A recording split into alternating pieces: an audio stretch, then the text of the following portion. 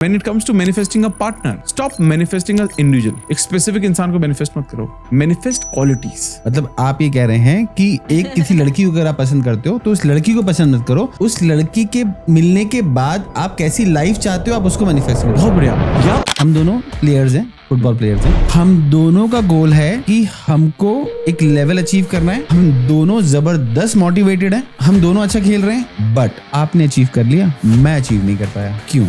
आज के टाइम में दुनिया के सबसे बड़े फुटबॉलर हैं Ronaldo, Cristiano Ronaldo and Messi. Lionel Messi. ये हमेशा साथ बैठते हैं हर अवार्ड फंक्शन में, कभी किसी को मिलता है कभी किसी को मिलता है। सोचो ना इनमें क्या कमी रहती होगी, कहाँ रुक जाते होंगे, क्या इनके गेम में प्रॉब्लम है, क्या इन्होंने कम स्कोर किए होंगे? नहीं, Doing what Ronaldo does. कुछ तो होता होगा ना यहीं पर जिससे वो डिफीट होते होंगे। आई थिंक सदगुरु जी का मैं कोई वीडियो देख रहा था, उन्होंने अपनी एक वीडियो में बहुत अच्छी बात बोली कि आपके माँ बाप का काम क्या है, क्या जिम्मेदारी है उनकी। तो लोगों ने बोला कि बड़ा करना, अच्छी पढ़ाई लिखाई कराना, शादी करवाना। तो लोग ऐसे ऐसे बोल रहे थे, तो उन्होंने एक ही बात पे जवाब दिया। उन्होंने बोला कुछ जिम्मेदारी नहीं उनकी जिम्मेदारी थी तुम्हें पैदा करना, बस। इसके अलावा कोई जिम्मेदारी उनकी नहीं है, बाकी सब आपकी जिम्मेदारी है। तो 60,000 से ज्यादा थॉट्स बोला जाता है कि इंसान के माइंड में चल रहा है, 90% से ज्यादा तो रिपीटेटिव है, क्या खाना है, क्या पीना, ये रिपीटेटिव थॉट्स ही चल रहे हैं इंसान के पूरे दिन में। लेकिन जो बाकी के जो रिमेनिंग 10% है ना, ये कुछ नए थॉट्स होते हैं, ये कुछ नया लेकर आ रहे होते हैं बाहर। और जब ये कुछ ना कुछ नया बाहर लेकर आते हैं तो आपको ये बार बार ये बताते हैं कि आपकी एनर्जी किस तरह से शिफ्ट होगी। देखिए, अगर किसी को भी पैटर्न चेंज करने होते हैं, उसका ना एक सबसे आसान जो तरीका है जी वो है, क्या मैनिफेस्टेशन से आप लाइफ में कुछ भी पा सकते हैं? इसमें देखो क्या होता है, मैं आपको बताता हूँ।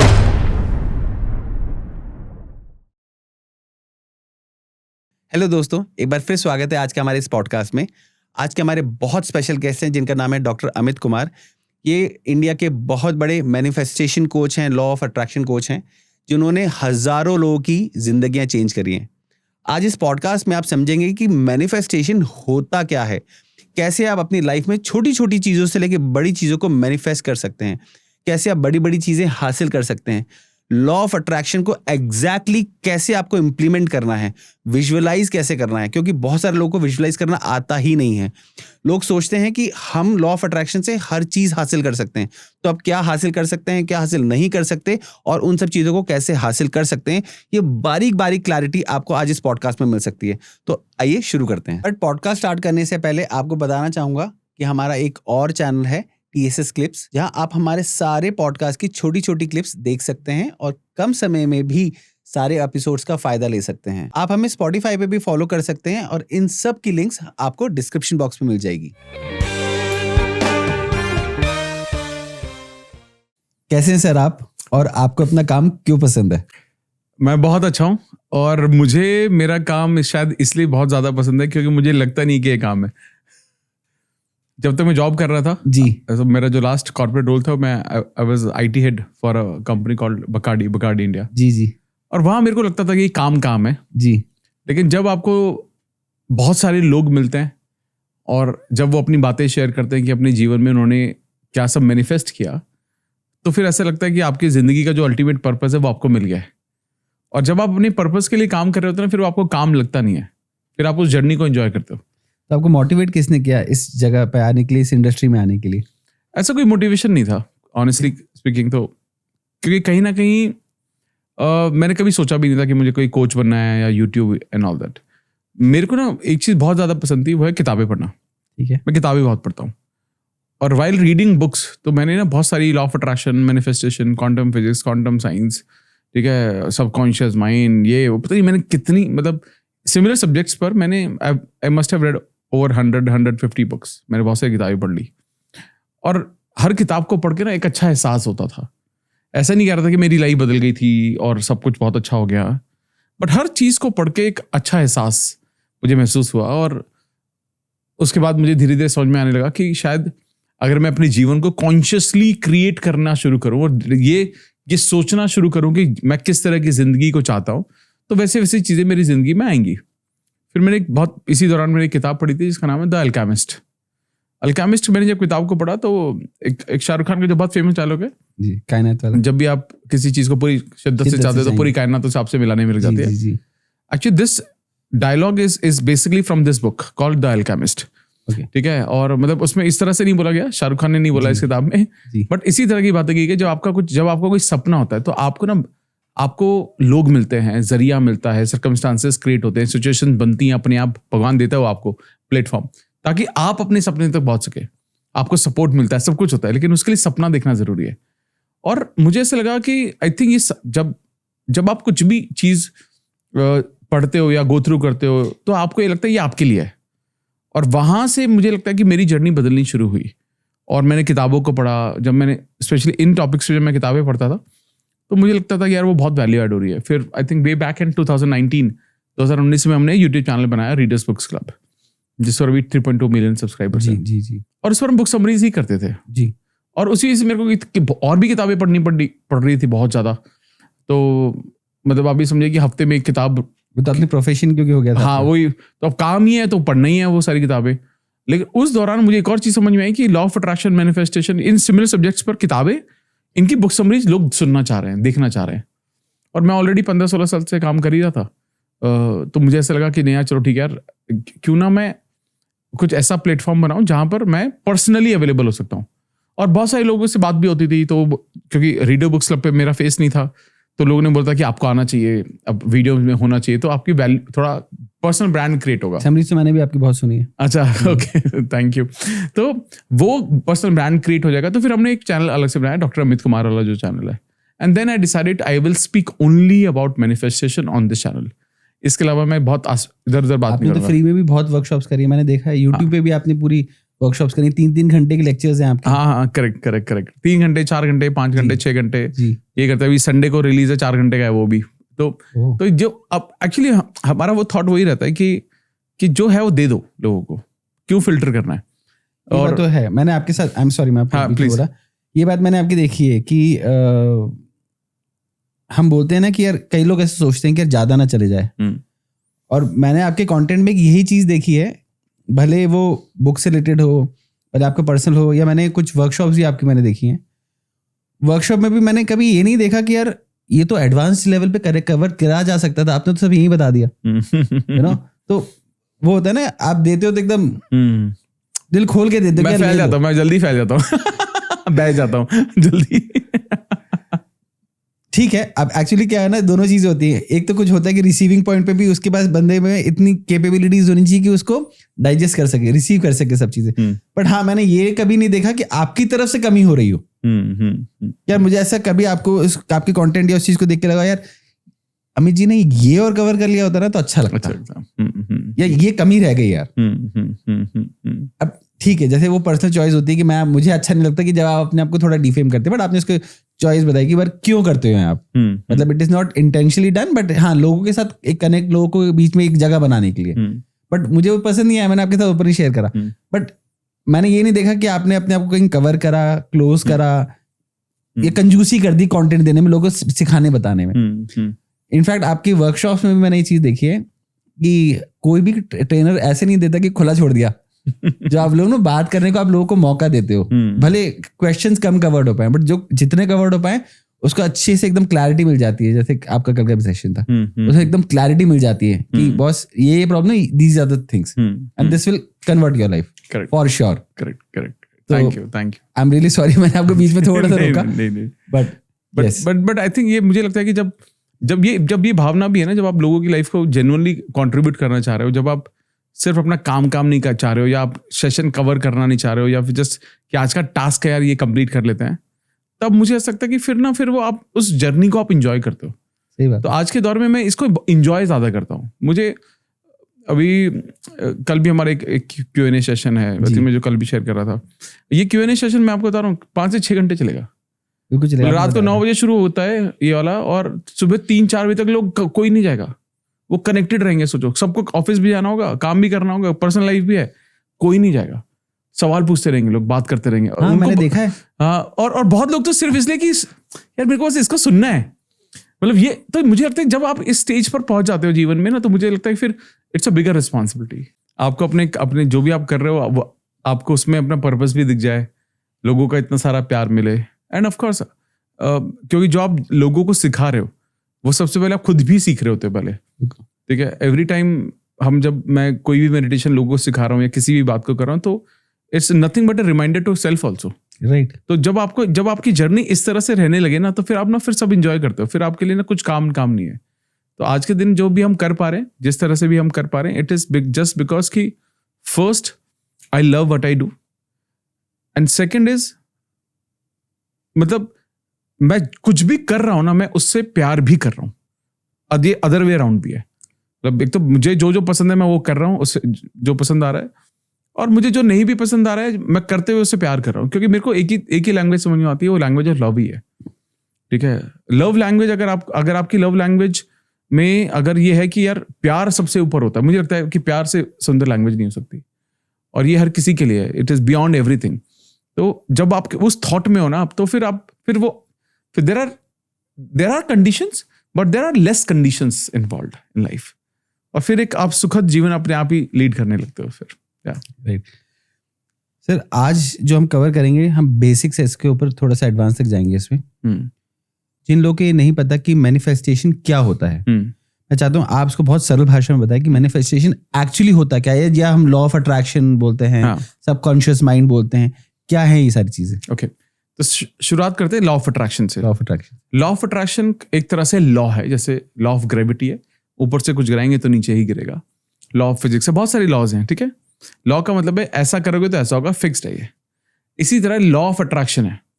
लॉ ऑफ अट्रैक्शन का क्या मतलब है कि जैसा आप सोचोगे, जैसा आप बोलोगे, जैसा आप महसूस करोगे, जब इन तीनों का कॉम्बिनेशन अलाइंड होगा और उसके अलाइनमेंट में आप एक्शन ले रहे हो, चारों चीजें, तो आप अपने सपने तक पहुंच सकते हो। ये एक लॉ है, बेसिक रूल है। ठीक है। मैनिफेस्टेशन क्या है? मैनिफेस्टेशन वो प्रोसेस है जिसके जरिए आप लॉ ऑफ अट्रैक्शन को इंप्लीमेंट करते हो। मतलब कि अगर आप कहते हो कि चलो ठीक है, मैं समझ गया, लॉ ऑफ अट्रैक्शन का मतलब है जो सोचोगे, महसूस करोगे, वो आपको मिलेगा। आप बताओ मैं करूं क्या? तो फिर मल्टीपल स्टेप्स आएंगे, क्लैरिटी लो, ये करो, वो करो, वो करो। तो वो इस प्रोसेस को, आपकी सोच से रियलिटी तक पहुंचने के जो प्रोसेस है, उसको कहते हैं मैनिफेस्टेशन। ठीक है, that's the second thing. Third thing जो आपने बोला, सबकॉन्शियस माइंड क्या है? एक तरह से हमारे दो माइंड होते हैं। वैसे तो मतलब टेंजेंट्स पे बात करते हैं, अनकॉन्शियस माइंड के बारे में बात करते हैं, बट बेसिक में कॉन्शियस, सबकॉन्शियस। जी, मैं आज यहां तक आया जी, ये कॉन्शियस था, कॉन्शियस एफर्ट था, कॉन्शियस माइंड के थ्रू हुआ जी। लेकिन जो नॉलेज मेरे पास है, जो मैं आपके साथ शेयर कर रहा हूं, वो कहीं ना कहीं सबकॉन्शियस में है जी। एक तरह से मेरे एक्सपीरियंसेस या किसी भी इंसान के जो एक्सपीरियंसेस होते हैं जी, वो एक्सपीरियंसेस हमारे सबकॉन्शियस में स्टोर हो जाते हैं, चाहे वो अच्छे हों, चाहे वो खराब हो जी। ठीक है, और उन्हीं एक्सपीरियंसेस की वजह से मैं किसी भी चीज पर एक्ट या रिएक्ट या रिएक्शन देता हूं या मिलता हूं, कुछ भी कर रहा हूं, उन्हीं एक्सपीरियंसेस के बेसिस पर कर रहा हूं। जैसे जब मैं आया जी, तो सबसे पहले तो आपने पूछा है कि अमित आप लंच टाइम पर आ रहे हो और आपने लंच तो किया नहीं होगा। अब ये आपको ना एक्सपीरियंस में, आपके सबकॉन्शियस में पड़ा हुआ है कि यार टाइम भी देखो ना क्या हुआ यार, there is a time, lunch के हो गया, उन्होंने खाया नहीं होगा, ये नहीं होगा। और अब ये जो एक्सपीरियंस है ना, या तो आपने अपने फैमिली में किसी को करते हुए देखा होगा, या आपने कभी किया होगा तो लोगों को अच्छा लगा होगा, वो एक्सपीरियंस आपके सबकॉन्शियस में बैठ चुका है। And now it's not that I am coming, कोई भी इंसान आ रहा है, आप उसको कोशिश करोगे ये रेप्लिकेट होगा, खाली पेट ये रेप्लिकेट होगा, हाँ है ना, ये रेप्लिकेट होगा, वो खाली पेट नहीं जाना चाहिए, इतना दूर से आ रहा है, कहीं से आ रहा है, टाइम भी तो हो गया है, ये सब। अब ये हमारे एक्सपीरियंसेस हैं। इसी तरीके से जिस तरह से आप लोगों से बात करते हो, आपका एक्सपीरियंस आपके जीवन में आपने खुद बहुत अच्छा किया, ठीक है, और आपने जब RSA में काम किया, रोड साइड एसेसिस में काम किया, आप बहुत सफल रहे, अपने कोर्सेज, काफी कुछ आप कर रहे हो लाइफ में, अपनी वाइफ काफी कुछ कर रही है मिलके आप।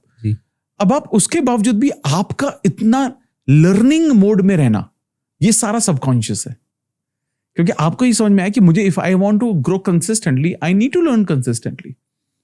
तो ये देखिए, ये कहीं ना कहीं ना, मतलब एक इंसान अपने जीवन में जो कुछ भी एक्सपीरियंस कर रहा है, अच्छा या खराब, वो सबकॉन्शियस में आता है जी। अब ऐसा चक्कर क्या होता है कि सबकॉन्शियस में बैठी हुई हर चीज ना ही सही होती है, ना ही खराब होती है।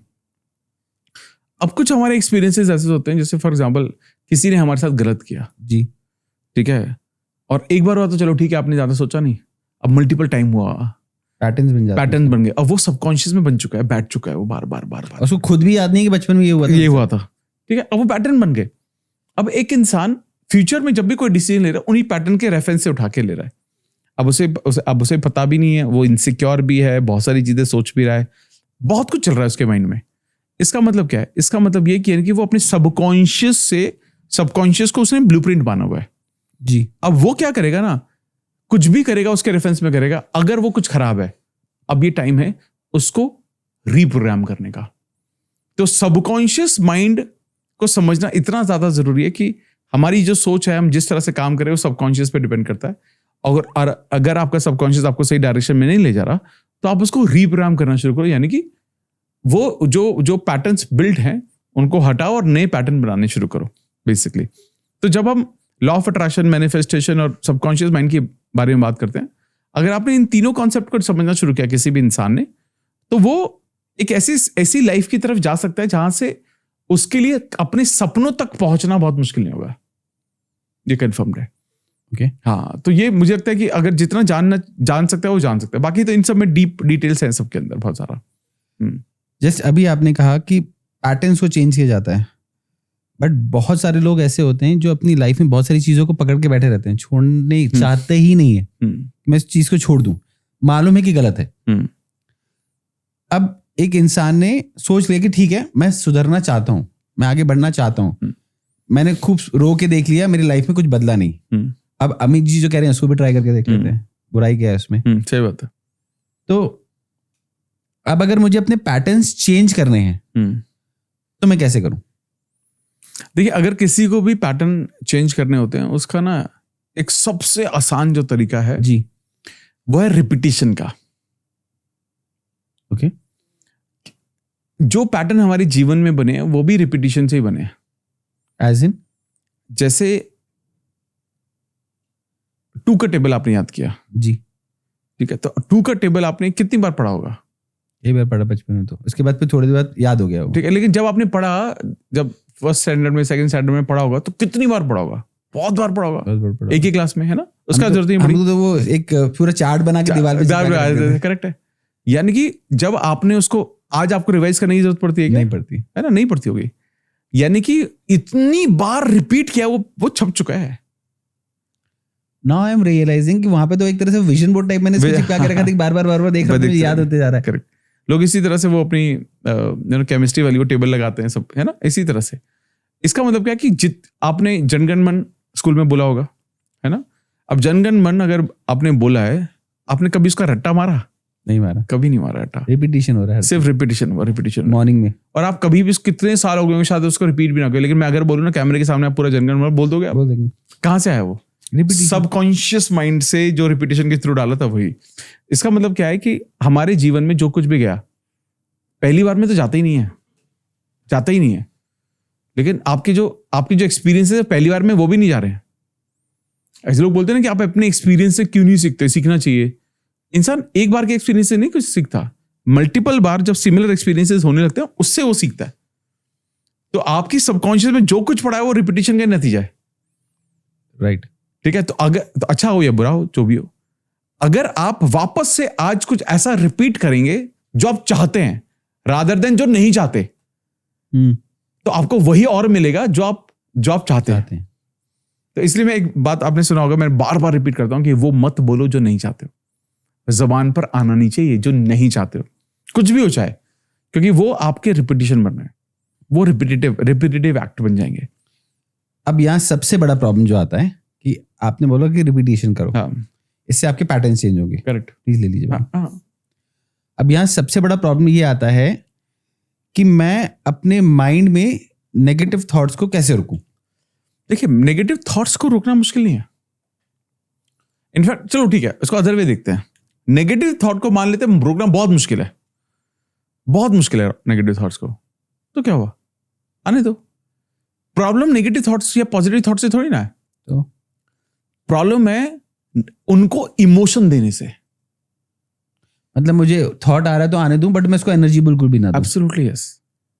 ओह, मतलब जैसे फॉर एग्जांपल, आपने सोचा अरे मैं जाते थे गिर गया, तो मैं गाड़ी, पहले मुझे आते थे, अब तो बहुत कम हो गया, कि पहले जब मैं बहुत फास्ट ड्राइव करता था, मेरे को आदत थोड़ी सी, तो मैं फास्ट ड्राइव करता था तो मुझे लगता था गाड़ी का एक्सीडेंट तो नहीं हो जाएगा।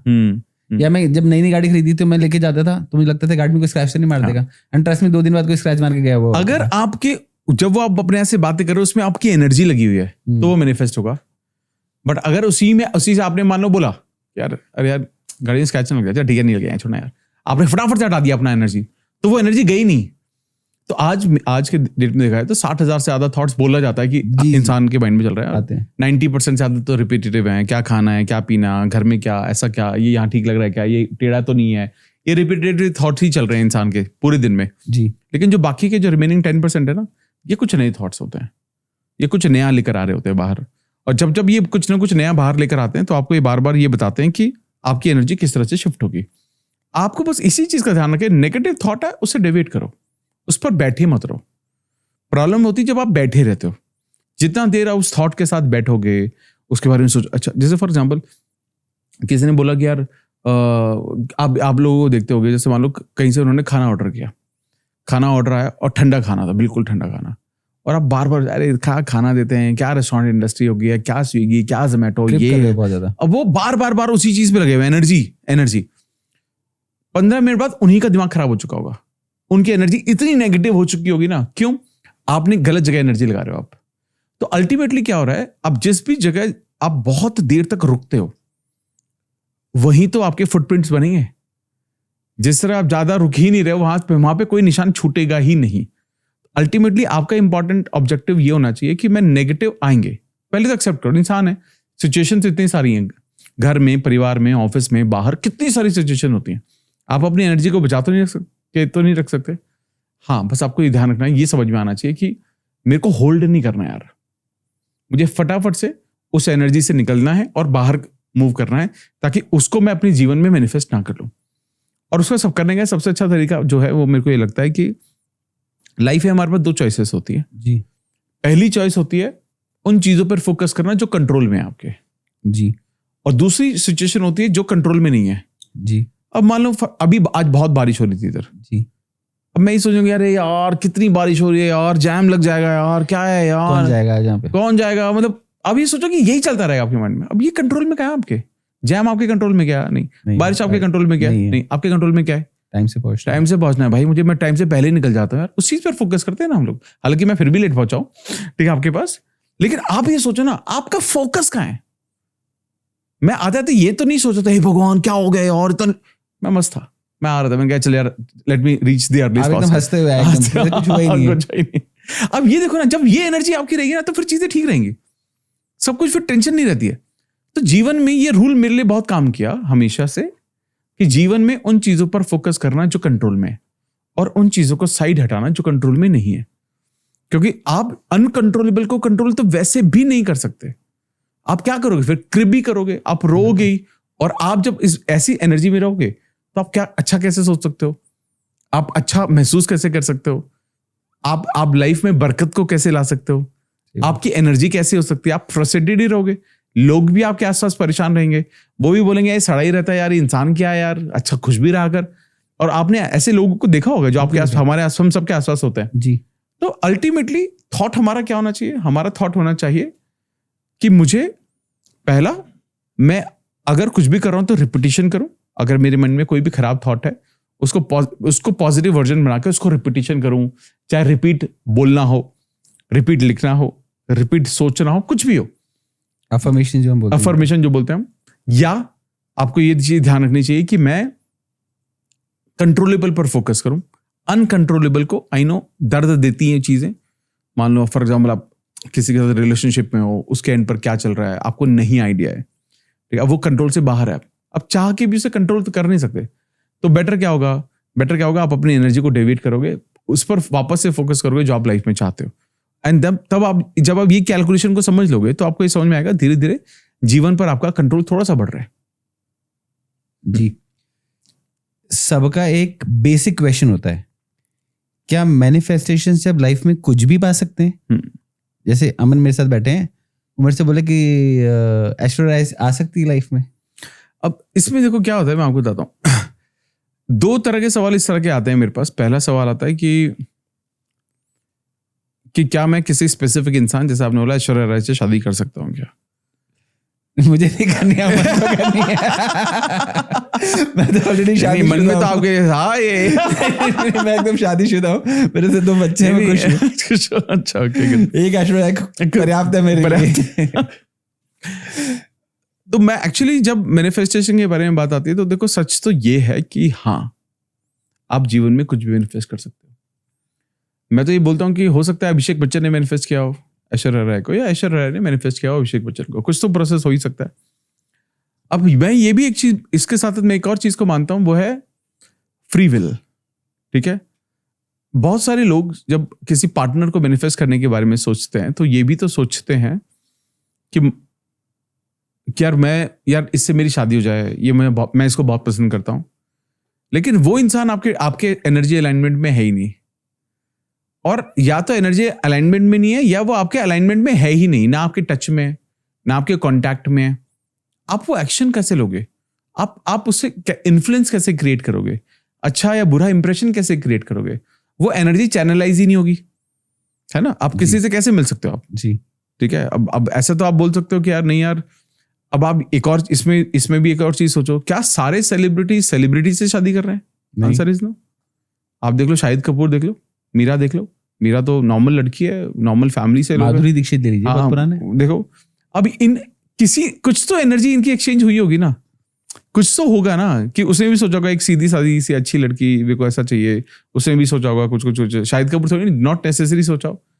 इसलिए मैं हमेशा बोलता हूँ कि specially when it comes to manifesting a partner, stop manifesting a individual.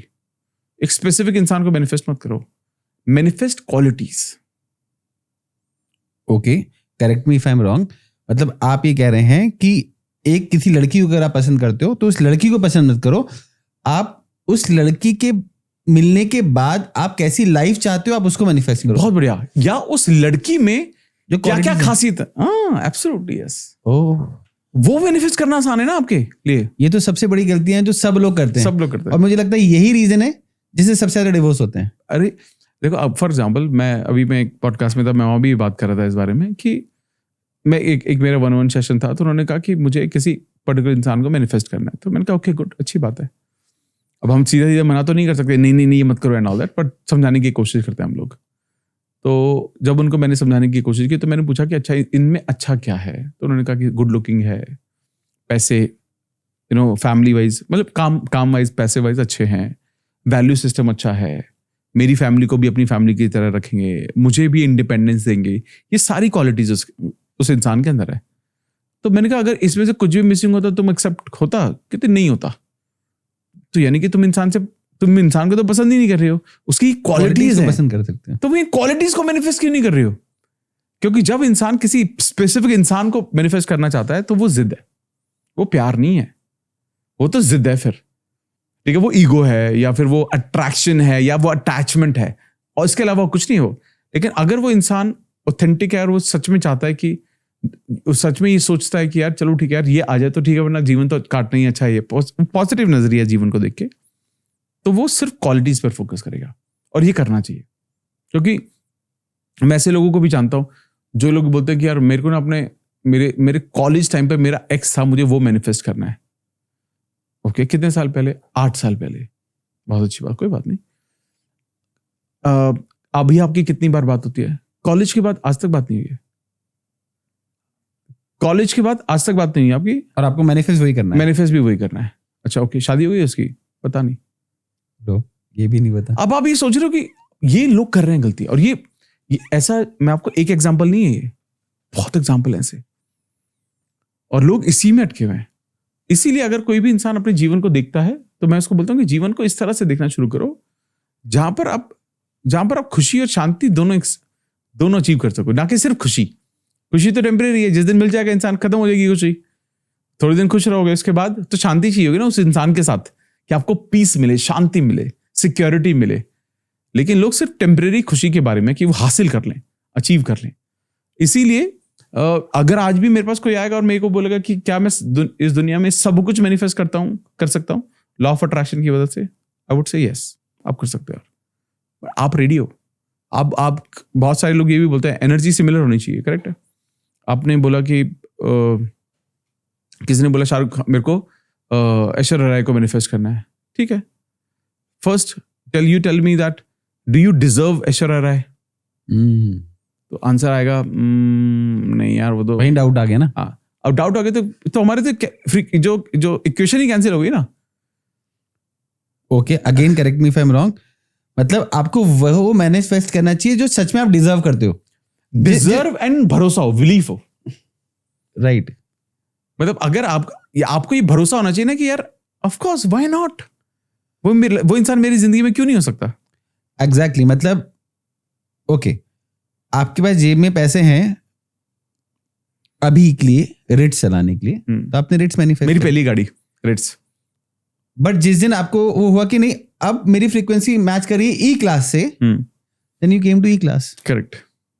So you raise your vibration, you raise your frequency, you raise your level, then you came on E class. Absolute. अब ये देखिए ना, क्या होता है कि आज भी मैं बहुत बात बोलता हूँ कि जब आप कुछ भी मैनिफेस्टेशन की जर्नी में हो, ये ना हमारी अर्निंग जो है, हम कितना पैसा कमाते हैं, हमें कितनी सक्सेस मिलती है, ये डायरेक्टली कनेक्टेड होती है। पहला, मैं क्या डिजर्व करता हूँ, और मैं महसूस करता हूँ, डिजर्विंग छोड़ो, मैं महसूस करता हूँ कि मैं डिजर्व करता हूँ। दूसरा, मेरा मतलब मैं क्या अपने आप को उस लेवल तक रेज करने के लिए तैयार हूं या नहीं हूं। क्योंकि अक्सर लोग क्या गड़बड़ कर रहे हैं, अक्सर लोग ये गड़बड़ करते हैं कि लोगों को लगता है कि यार जीवन में ना बिना एनर्जी के कुछ हो सकता है, बिना एनर्जी के कुछ नहीं हो सकता।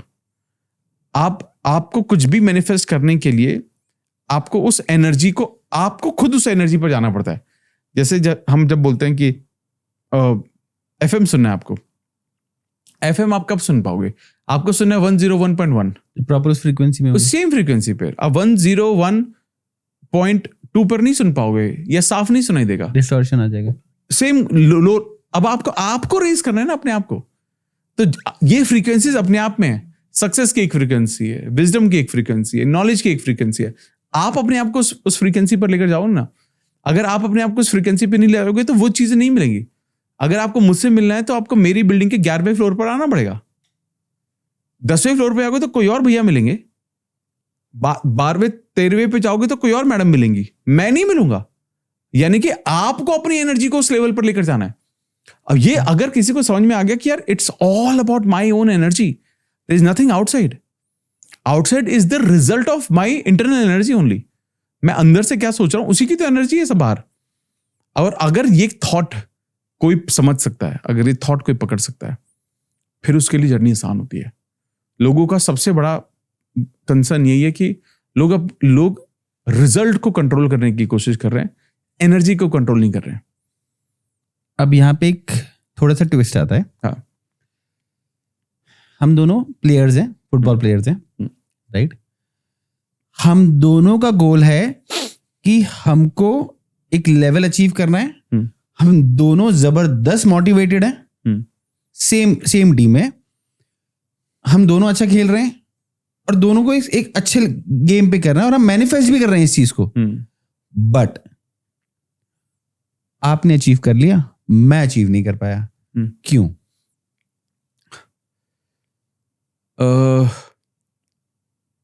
जब भी किसी को ईयरली अवार्ड होते हैं फुटबॉलर्स के, जब भी किसी को अवार्ड मिलता होगा तो नंबर 1 पर कितने लोग होते होंगे? एक। नंबर 2 पे एक, नंबर 3 पर एक। आप दुनिया के सर्वश्रेष्ठ फुटबॉलर हो, फिर भी आपको पता है कि एक ही होगा वहां पे, 2 हो ही नहीं सकते। तो आप ये कहना चाह रहे हैं कि भले मैं बहुत मोटिवेटेड था, भले मैं मैनिफेस्ट कर रहा था आपके साथ, बट मैंने कहीं ना कहीं कुछ ना कुछ चूक जरूर करी, कुछ ना कुछ तो किया होगा। आज के टाइम में दुनिया के सबसे बड़े फुटबॉलर हैं रोनाल्डो एंड मेसी। ये हमेशा साथ बैठते हैं हर अवार्ड फंक्शन में, कभी किसी को मिलता है, कभी किसी को मिलता है, कभी किसी को मिलता है, कभी किसी को मिलता है। सोचो ना, इनमें क्या कमी रहती होगी, कहां रुक जाते होंगे? क्या इनके गेम में प्रॉब्लम है? क्या इन्होंने कम स्कोर किए होंगे? नहीं, कुछ तो इनके यही होता होगा ना, कुछ तो होता होगा ना यहीं पर, जिससे वो डिफीट होते होंगे। वरना जो रियलिटी में जो एविडेंस है उससे तो कोई डिफरेंस लगता ही नहीं है दोनों में। कोई डिफरेंस नहीं है। Now I got the answer. The best, they are both are the best. चाहे लोग कुछ भी बोल दें ये बेटर वो बेटर, बट उन जैसा तो बना ही नहीं ना कभी, ना ही कोई बनेगा. लेकिन जब आपको एक 19-20 होता है ना माइंड में, वहां से वो इन्फ्लुएंस क्रिएट होता है और ये सब कम्युनिकेट होता है. तो आपके सबकॉन्शियस माइंड दुनिया के सबकॉन्शियस माइंड से कनेक्ट होता है, वो एनर्जी कम्युनिकेट होती है. फिर उसके अकॉर्डिंग जब आपको पता है कि 2 लोग हम बैठे हुए हैं, मिल तो हम में से एक को ही सकता है, तो आपने पहले तो पॉसिबिलिटी वहां पर आधी कर दी. और ये रियलिटी भी है ना. लेकिन आपको ये बोलते हैं कि यार उसका भी अच्छा था, यार मेरा भी अच्छा था, चलो यार व्हाट्स हूसोएवर, जिसको मिलना है वो अच्छा हो. अब जब आप एक इंडिपेंडेंट थॉट में आते हो तो पॉसिबिलिटी बढ़ जाती है. लेकिन जब आप थोड़ा सा होते हो कि हो सकता है शायद इस बार, and then you are dropped. क्या अगर मैं चाहता हूं कुछ हो, जैसे मैं आपकी फैमिली का एग्जांपल लेता हूं, आप हैं, आपकी वाइफ है, आपकी बेटी है. आपकी बेटी जो है किसी गेम को लेके बहुत फोकस्ड है और उसको मालूम है कि मैं डिजर्विंग भी हूं, बहुत अच्छा भी खेलती हूं और मैं क्रैक भी कर लूंगी और मुझे मेरी नेशनल टीम में मेरा सिलेक्शन भी हो जाएगा इस बार. ठीक. आपकी वाइफ भी बहुत ज्यादा मोटिवेटेड है और दोनों एक तरह से सक्सेस को मैनिफेस्ट कर रहे हैं. बट क्या अगर आपकी फ्रीक्वेंसी में या आपके दिमाग में थोड़ा सा डाउट हो जाएगा, तो क्या आपकी फ्रीक्वेंसी भी आपकी बेटी की फ्रीक्वेंसी को इफेक्ट करेगी और क्या उस फ्रीक्वेंसी के कारण बेटी उस चीज को अचीव करने से रुक जाएगी? देखो हो तो सकता है, नॉट नेसेसरी मेरी only with my energy, but with my words energy definitely मैं वो डाउट क्रिएट कर सकता हूँ. My God. कि देख बेटा, अच्छा गेम तो अच्छा है, तो कर तो लेगी, लेकिन डाउट है तो सिलेक्ट हो या नहीं हो पाएगी, नहीं हो लेकिन पाएगी. मुश्किल तो है. और सच बताऊं, जीत भी ले तो क्या, तो बेटर किसी ऐसे स्पोर्ट्स में जाओ जो जिसमें पॉसिबिलिटी ज्यादा हो. अब सोचो हो गया वो, आपने अपने ले लिया उसका ड्रीम पूरा, उससे छीन लिया. और ये बहुत परिवार में नॉर्मल है, यही होता है. ये मैंने आपको क्यों पूछा मालूम है? मैं एक बार अपने सेशन ले रहा था, तो मेरे एक स्टूडेंट ने, मैं मैनिफेस्टेशन के ऊपर बात कर रहा था, मेरे एक स्टूडेंट ने ये बोला था, तो मैंने बोला था, मैंने यही मेरा क्वेश्चन था कि आप क्या आपके हस्बैंड ने को वो था confirm?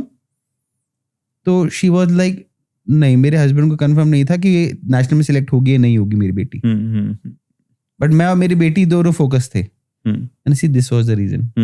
And that's why I cross check, because you are the master of this thing. इसलिए I cross check, क्योंकि ये जो सिचुएशन मैं आपसे बात कर रहा हूँ ना, बहुत सारे लोगों की लाइफ में ऐसी सिचुएशन है. Correct, I agree.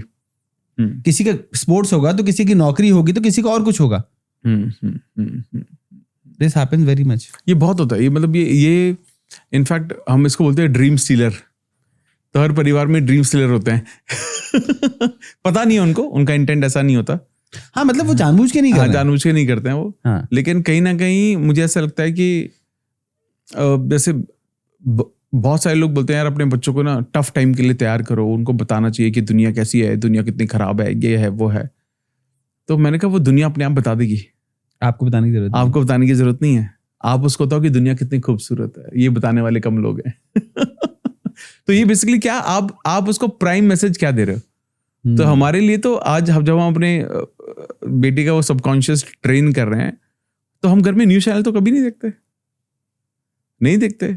उसे तो सब खूबसूरत ही लगता है, अच्छे लोग होते हैं.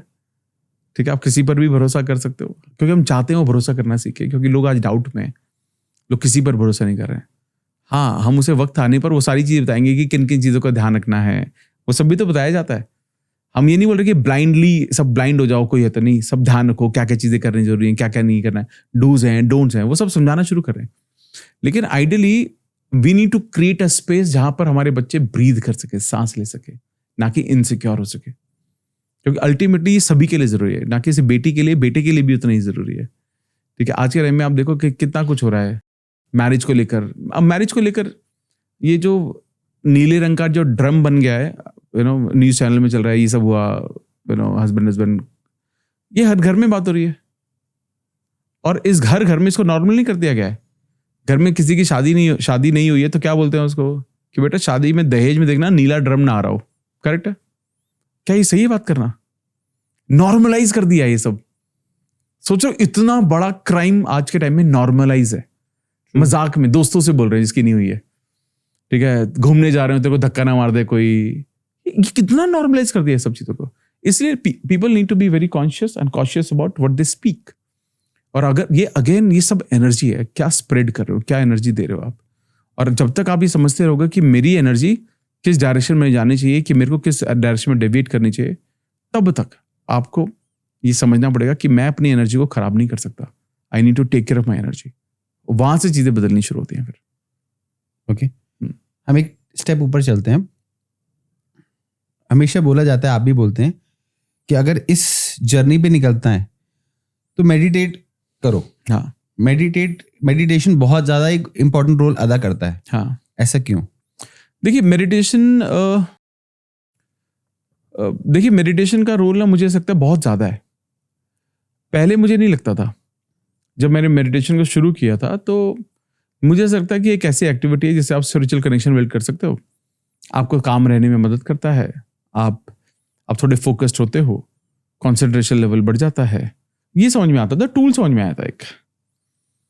बट जब से हमने मॉर्निंग मैनिफेस्टेशन का प्रोग्राम शुरू किया, 1 साल हो गया, 1 साल हो जाएगा जी, 12 प्रोग्राम हो गए उसके, तब से ना जो नंबर ऑफ टेस्टिमनी थी, मैंने शेयर भी किया कई बार, नंबर ऑफ टेस्टिमनी लोगों के आते थे चेंजेस के, डेवलपमेंट के।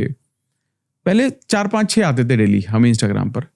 मॉर्निंग मेडिटेशन के बाद this went up to 20-25 and after MAM, अच्छा, after MAM it has gone up to around 40 plus every day.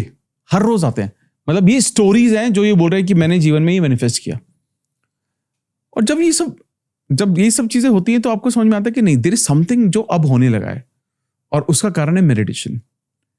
Meditation क्या करता है? मेडिटेशन ना हमें अपने थॉट्स को देखने का मौका देता है, उनको ऑब्जर्व करने का मौका देता है, और उनको ना ये समझने में मदद करता है कि कौन से थॉट्स मेरे ठीक हैं, कौन से सही नहीं है, किन पर मुझे फोकस करना चाहिए, किन पर मुझे फोकस नहीं करना चाहिए। और आज के टाइम में देखो, ऐसा नहीं है कि लोगों को पता नहीं है क्या खाना है, क्या पीना है, कैसे लोग आसपास रहना है, सब पता है। प्रॉब्लम है कंट्रोल नहीं है ना। मेडिटेशन आपको वो कंट्रोल देता है, एक तरह से अवेयरनेस लेके आता है, अवेयरनेस लेकर आता है। करेक्ट।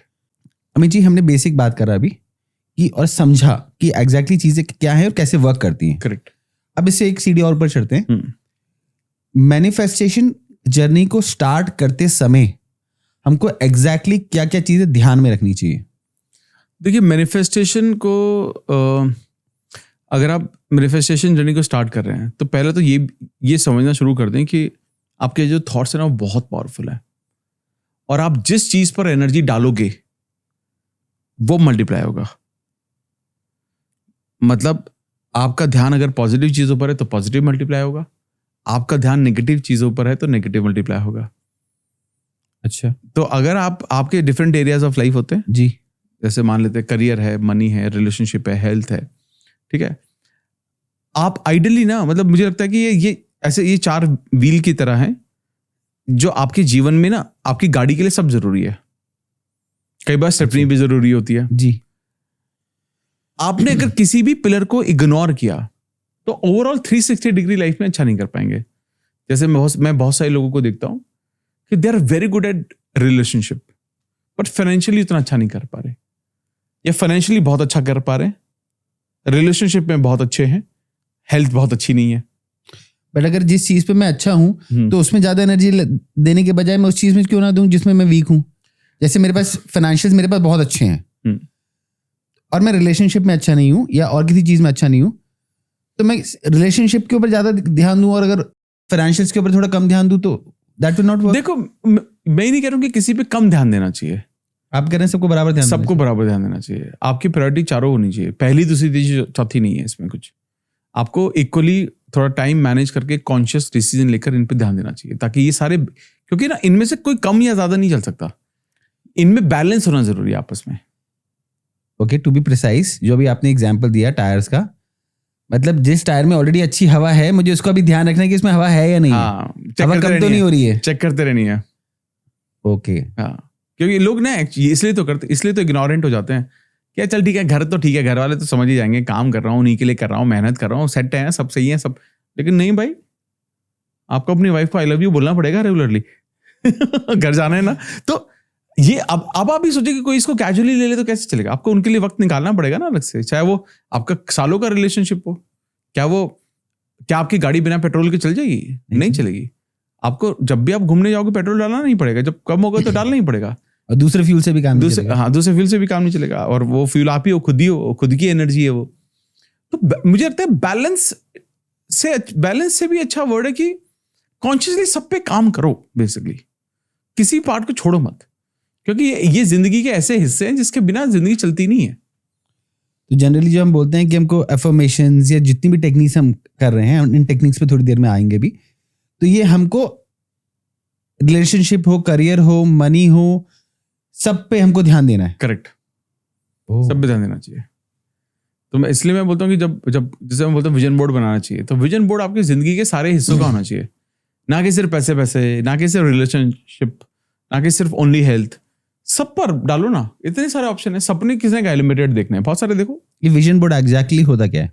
विजन बोर्ड एक बेसिकली इस तरह का कुछ बोर्ड होता है, एक बोर्ड बना दो आप, और इस बोर्ड पर जो भी आप अपने जीवन में अचीव करना चाहते हो या मैनिफेस्ट करना चाहते हो, या जो भी आपके सपने हैं, उनको गूगल पे ढूंढो।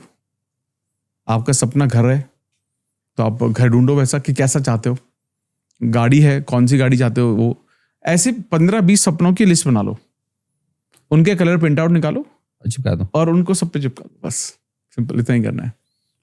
और मैं ये बोलता हूँ कि विजन बोर्ड बहुत ही एफर्टलेस टूल है मैनिफेस्टेशन का। तो विजन बोर्ड काम कैसे करता है? बेसिकली विजन बोर्ड का काम करने का सबसे अच्छा वो रीजन ये है कि क्यों इतना काम करता है, कैसे से ज्यादा इंपॉर्टेंट है क्यों करता है। कैसे तो यही हो गया कि डाल दिया, इस पे लगा दिया। क्यों कर रहा है काम ये? क्योंकि जब आप इसके आसपास रहते हो ना पूरा दिन, तो इसकी जो इमेजेस हैं वो आपके सबकॉन्शियस में आने लगती हैं, दिखती रहती हैं आपको भी बार बार। और सिंपल है, रिपीटिशन, जो हमने पहले ही बोला, वो आपके सामने आपको बार बार दिख रहा है कि ये मेरे जीवन में हो रहा है, ये मेरे जीवन में हो रहा है, ये मेरे जीवन में हो रहा है। और जब ऐसा होता रहेगा, आपको बाय डिफॉल्ट वो धीरे वो रियलिटी की तरफ जाने लगता है। तो सबकॉन्शियस माइंड को ट्रेन करने का, क्योंकि एक्चुअली क्या है ना, सबकॉन्शियस माइंड की लैंग्वेज ना इमेजेस ही है। जैसे मैं बोलूं आप एप्पल के बारे में सोचो, तो आप क्या सोचोगे? एप्पल कैसा होता है? गोल होता है। क्या कलर होता है? रेड। अच्छा, अब आपने मुझे ये क्यों नहीं बोला APPLE? वो भी तो एप्पल होता है। नहीं बोला ना? क्यों नहीं बोला? क्योंकि हमारा दिमाग वो प्रोग्रामिंग वैसे हो रखी है, प्रोग्रामिंग वो इमेजेस में ही है। तो जितनी इमेज आप इसको दे दोगे ना, उतना अच्छे से काम करेगा।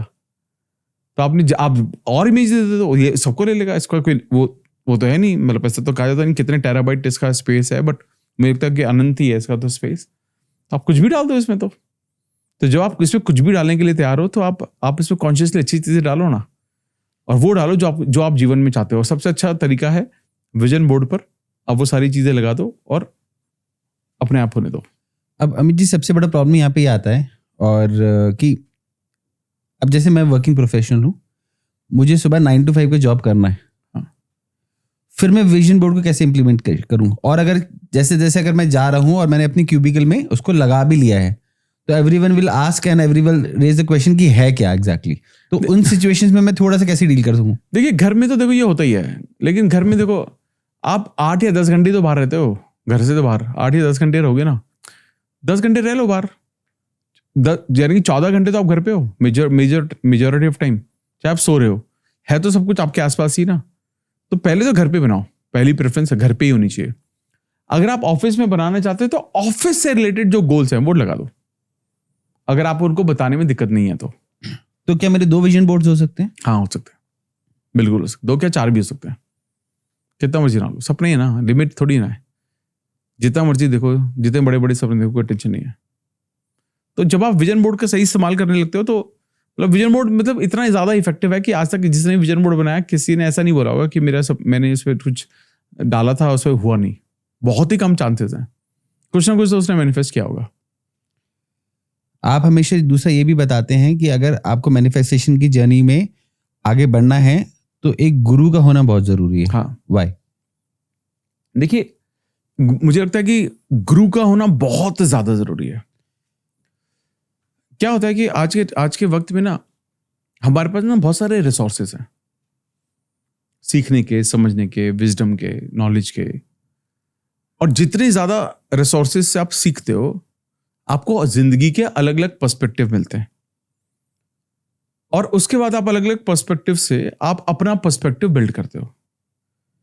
लेकिन अगर आपके गुरु नहीं होते आपके साथ, तो आप उस पर्सपेक्टिव को सही शेप नहीं दे पाते, आप उसको वेरीफाई नहीं करवा पाते किसी से, ओके, जो कि बहुत ज्यादा जरूरी है। फॉर एग्जाम्पल, अगर किसी ने आपके किसी दोस्तों ने ऐसा बोला आपके आसपास कि यार अच्छे लोग तो कितने मुश्किल होते हैं ना यार मिलना, ठीक है। फिर एक और दोस्त ने बोला कि यार हाँ यार मुश्किल तो होते हैं, मेरे दोस्त ने तो दे यार मुझसे पैसे लिए, मुझे आज तक वापस नहीं किए। फिर एक और दोस्त बोलता है कि यार सही कह रहे हैं यार, अच्छे लोग तो मुश्किल है यार, मैं भी रिलेशनशिप में था यार, देख यार 10 साल का रिलेशनशिप ऐसे खत्म हो गया यार। अब आप उससे क्या समझ रहे हो, आपकी अंडरस्टैंडिंग क्या बन रही है? जब खराब है यार ये तो मुश्किल है यार, सही कह रहे हैं, ये अच्छे लोग मुश्किल होते हैं, ठीक है ना। अब अगर आपके पास गुरु नहीं है तो आप ये थॉट के साथ बैठ जाओगे। अगर आपके पास गुरु है, आप गुरु के पास गए, देखो गुरु जी क्या हुआ कि मैं दोस्त के पास बैठा था, उसने मेरे को ये बताया, और दूसरा वाला दोस्त मेरा पक्का दोस्त है ना, उसने मेरे को ये बोला, और तीसरा वाला देखो हम बचपन से साथ में, देखो 10 साल का रिलेशनशिप।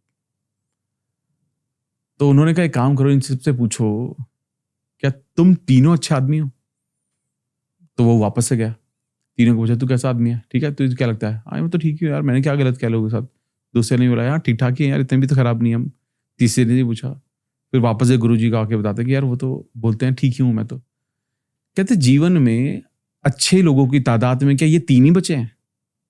पॉइंट है, और भी तो होंगे, आप तक मिले ही तो नहीं है, तो आप ऐसी अंडरस्टैंडिंग क्यों बना रहे हो? तो अगर ये 3 है तो 30 और हो सकते हैं, 3000 3 लाख और हो सकते हैं, हमसे नहीं मिले अभी तक, हमने गलत लोग मिले, कोई बात नहीं। यानी कि अच्छे, यानी कि आपके दोस्तों से आपको ये तो समझ में आ गया कि अच्छे लोग तो हैं, और तुम खुद हो, 4 लोग तो हो तुम, तो यानी कि तुम तो एलियन तो नहीं हो, दूसरे ग्रह से तो नहीं आए हो, और या तुम आखिरी पीढ़ी थे अपने खानदान की, नहीं ना, यानी कि आगे भी आएंगे। लेकिन जब तक उन लोगों ने वो किया जो उनके दोस्त थे या पहचान वाले थे, जो उनकी फितरत थी। आपकी फितरत क्या है? आपकी फितरत प्यार है, केयर है, तुम अपनी फितरत पे टिको ना। अब ये गुरु ही बोल सकता है। ट्रू। अगर आप इस सिचुएशन में किसी 3 लोगों के पास चले जाओ और पूछो उससे, तीनों का अलग अलग एक्सपीरियंस होगा, और वो भी किसके बेसिस पर होगा? उनके खुद के बेसिस पर होगा। और जो मुझे लगता है जो गुरु होता है, एक असली गुरु वो है जो सिर्फ अपने एक्सपीरियंसेस के बेसिस पे नहीं बताता, वो इस थॉट से भी बताता है कि मेरे स्टूडेंट को किस चीज की ज्यादा जरूरत है, उसे सही गलत बताना, ठीक है। अब आपने देखा कि सचिन तेंदुलकर है, सचिन तेंदुलकर जितना फेमस हुए, उनके गुरु तो नहीं उतने फेमस हुए। विराट कोहली जितना फेमस हैं, उनके उतने गुरु तो नहीं है, क्योंकि बेसिकली गुरु का काम ही अपलिफ्ट करना है। वो तो कहते हैं ना कि 2 ही लोग हैं जो इंसान, 2 ही तरह के इंसान हैं जो चाहते हैं कि लोग उनसे आगे बढ़े। एक है पिता हमेशा से ये सोचते हैं कि मेरा बच्चा मुझसे आगे जाना चाहिए। मैं उसी पे बस आने ही वाला था, मैं पेरेंट्स का भी टॉपिक लेने वाला हूं। और दूसरा है गुरु, कि ये हमसे ज्यादा सफल होने चाहिए। अब यहाँ एक सबसे बड़ा पेन एरिया है कि गुरु कैसे ढूंढे। मैं सबसे एक क्वेश्चन पूछता हूँ, बिकॉज मेरे घर में बहुत सारे लोग हैं जिन्होंने गुरु दक्षिणा ले रखी है, but till now I don't have any गुरु। सो अब जिन लोगों से मैं आज तक मैंने ये क्वेश्चन बहुत सारे लोगों से मैंने पूछा है, पॉडकास्ट में भी पूछा है। एवरीवन सेज कि जब गुरु का टाइम आएगा ना तो गुरु अपने आप आ जाएगा। तो तब तक मैं हाथ पैर रखे बैठा रहूं? In that situation what should I do? देखिए, इसका बेस्ट आंसर वही है जो सभी लोगों ने दिया है, कि when a student is ready the teacher arrives, a guru arrives. ये हमेशा होता है, और यही है एक्चुअली में। पहला, हो सकता है कि आप अभी कोचिंग के लिए रेडी नहीं हो सकता है, अगर आपको लग रहा है कि गुरु नहीं आ रहा है मेरे जीवन में, या हो सकता है कि आपके आसपास हो, आपको रियलाइज ना हो रहा हो। क्योंकि हमें क्या लगता है गुरु का, सोचो ना, गुरु के बारे में सोच के देखो, गुरु कौन है? नॉर्मली हम सोचते हैं कि गुरु होगा एक बूढ़ा सा आदमी होगा, यानी कि एक्सपीरियंस होगा, फगवा से कपड़े पहने होंगे, संतरी रंग के कपड़े पहने होंगे उसने, और बड़ी बड़ी बातें कर रहा होगा, बड़े बड़े बाल से होंगे, और वो हमें जीवन में सब कुछ बता रहा होगा। But not necessary. हो सकता है आपके जीवन में गुरु आपसे कम उम्र का कोई बंदा हो। ओके, तो क्या एक ऐसा इंसान जो एक ब्लेजर पहना है, वाइट शर्ट पहना है, जिसका नाम अमित कुमार है, वो भी एक गुरु बन सकता है? देखो, गुरु बहुत बड़ा वर्ड है, बहुत ज्यादा, बहुत बड़ा वर्ड। बट हम लोग तो ये बोलते हैं ना कि एक जो शिष्य है, शिष्य से सिर्फ 30% नॉलेज गुरु के पास ज्यादा होनी चाहिए तो गुरु बन सकता है। गुरु बन सकता। तो क्या मतलब कोई भी इंसान दूसरे ऐसे किसी इंसान को भी गुरु बना सकता है? हाँ, बिल्कुल बना सकता है, बिल्कुल बना सकता है। और एक्चुअली ना देखो, ये भी समझने की जरूरत है। देखो क्या होता है कि हमें कई बार ऐसा लगता है कि मेरा जो गुरु है मेरे साथ जिंदगी भर रहेगा। Answer is no. Guru can be changed. Guru will, depending upon your situation of life, the guru will keep changing over the period of time. And the right guru is who hands over you to another guru or who keep telling you that now काम हो गया, अब दूसरे अब तेरे दूसरे का जा। देखो मैं बोल रहा हूँ, रोंगटे खड़े हो रहे हैं। इस टॉपिक पे इतनी बात कभी नहीं हुई है मेरी, क्योंकि क्या होता है देखो ना, आप जब स्कूल में थे अलग गुरु थे ना आपके, अब बड़े हुए तो अलग गुरु हुए, कॉलेज में गए अलग हो गए, जॉब करनी शुरू की तो ऑफिस के सीनियर आपके थोड़े गुरु हो गए, जिनसे आप जो देखने में अच्छे लगते थे आप और सीखते भी थे आप उनसे। आपके जीवन में ना अलग अलग हो जाते हैं। कुछ गुरु को आप ज्यादा फॉलो करते हो, जैसे स्पिरिचुअल गुरु जो परिवार ही फॉलो कर रहा है, ठीक है, कि आप हर संडे, हर मंडे, हर ट्यूसडे आप जाते हो उनके पास, उनसे मिलने जा रहे हो आप, ठीक है। ऐसा कई जगह होता है ना, किसी मंदिर में होते हैं गुरु, कोई आश्रम में गुरु होते हैं, वो तो होता है, फिर वो पीढ़ी से पीढ़ी चलती रहती है, उनको फॉलो करते हैं, उनकी लर्निंग्स को फॉलो करते हैं। बट मैं नहीं कनेक्ट कर पाता उनसे, पता नहीं। सबका अंडरस्टैंडिंग है, and there is nothing right और रॉन्ग। इसमें कुछ सही भी नहीं है, इसमें कुछ गलत भी नहीं है। ये तो हमारा कनेक्शन है ना। अब एक बात मुझे बताइए कि जैसे लॉ ऑफ अट्रैक्शन है या मैनिफेस्टेशन है, क्या इस पे सिर्फ मैं बात कर रहा हूँ? बहुत सारे लोग बात कर रहे हैं, लेकिन जो लोग मुझसे कनेक्टेड है वो कहीं और कनेक्ट नहीं हो पाए।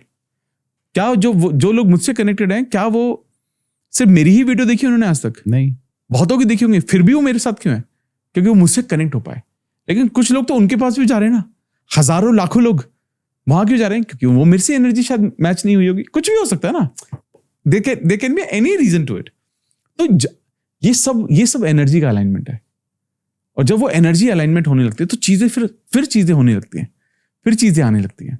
और मैं हमेशा ये बोलता हूँ कि जब वो एनर्जी का अलाइनमेंट होता है ना, फिर आपको ना फिर नहीं दिखाई देता। मैं तो बोलता हूँ कि यार आप ना कभी ब्लाइंड फॉलोअर मत बनो। मैं हमेशा बोलता हूँ, never be a blind follower किसी भी गुरु का, क्योंकि ब्लाइंड फॉलोअर होगे ना तो आप उसको रेप्लिकेट नहीं कर पाओगे।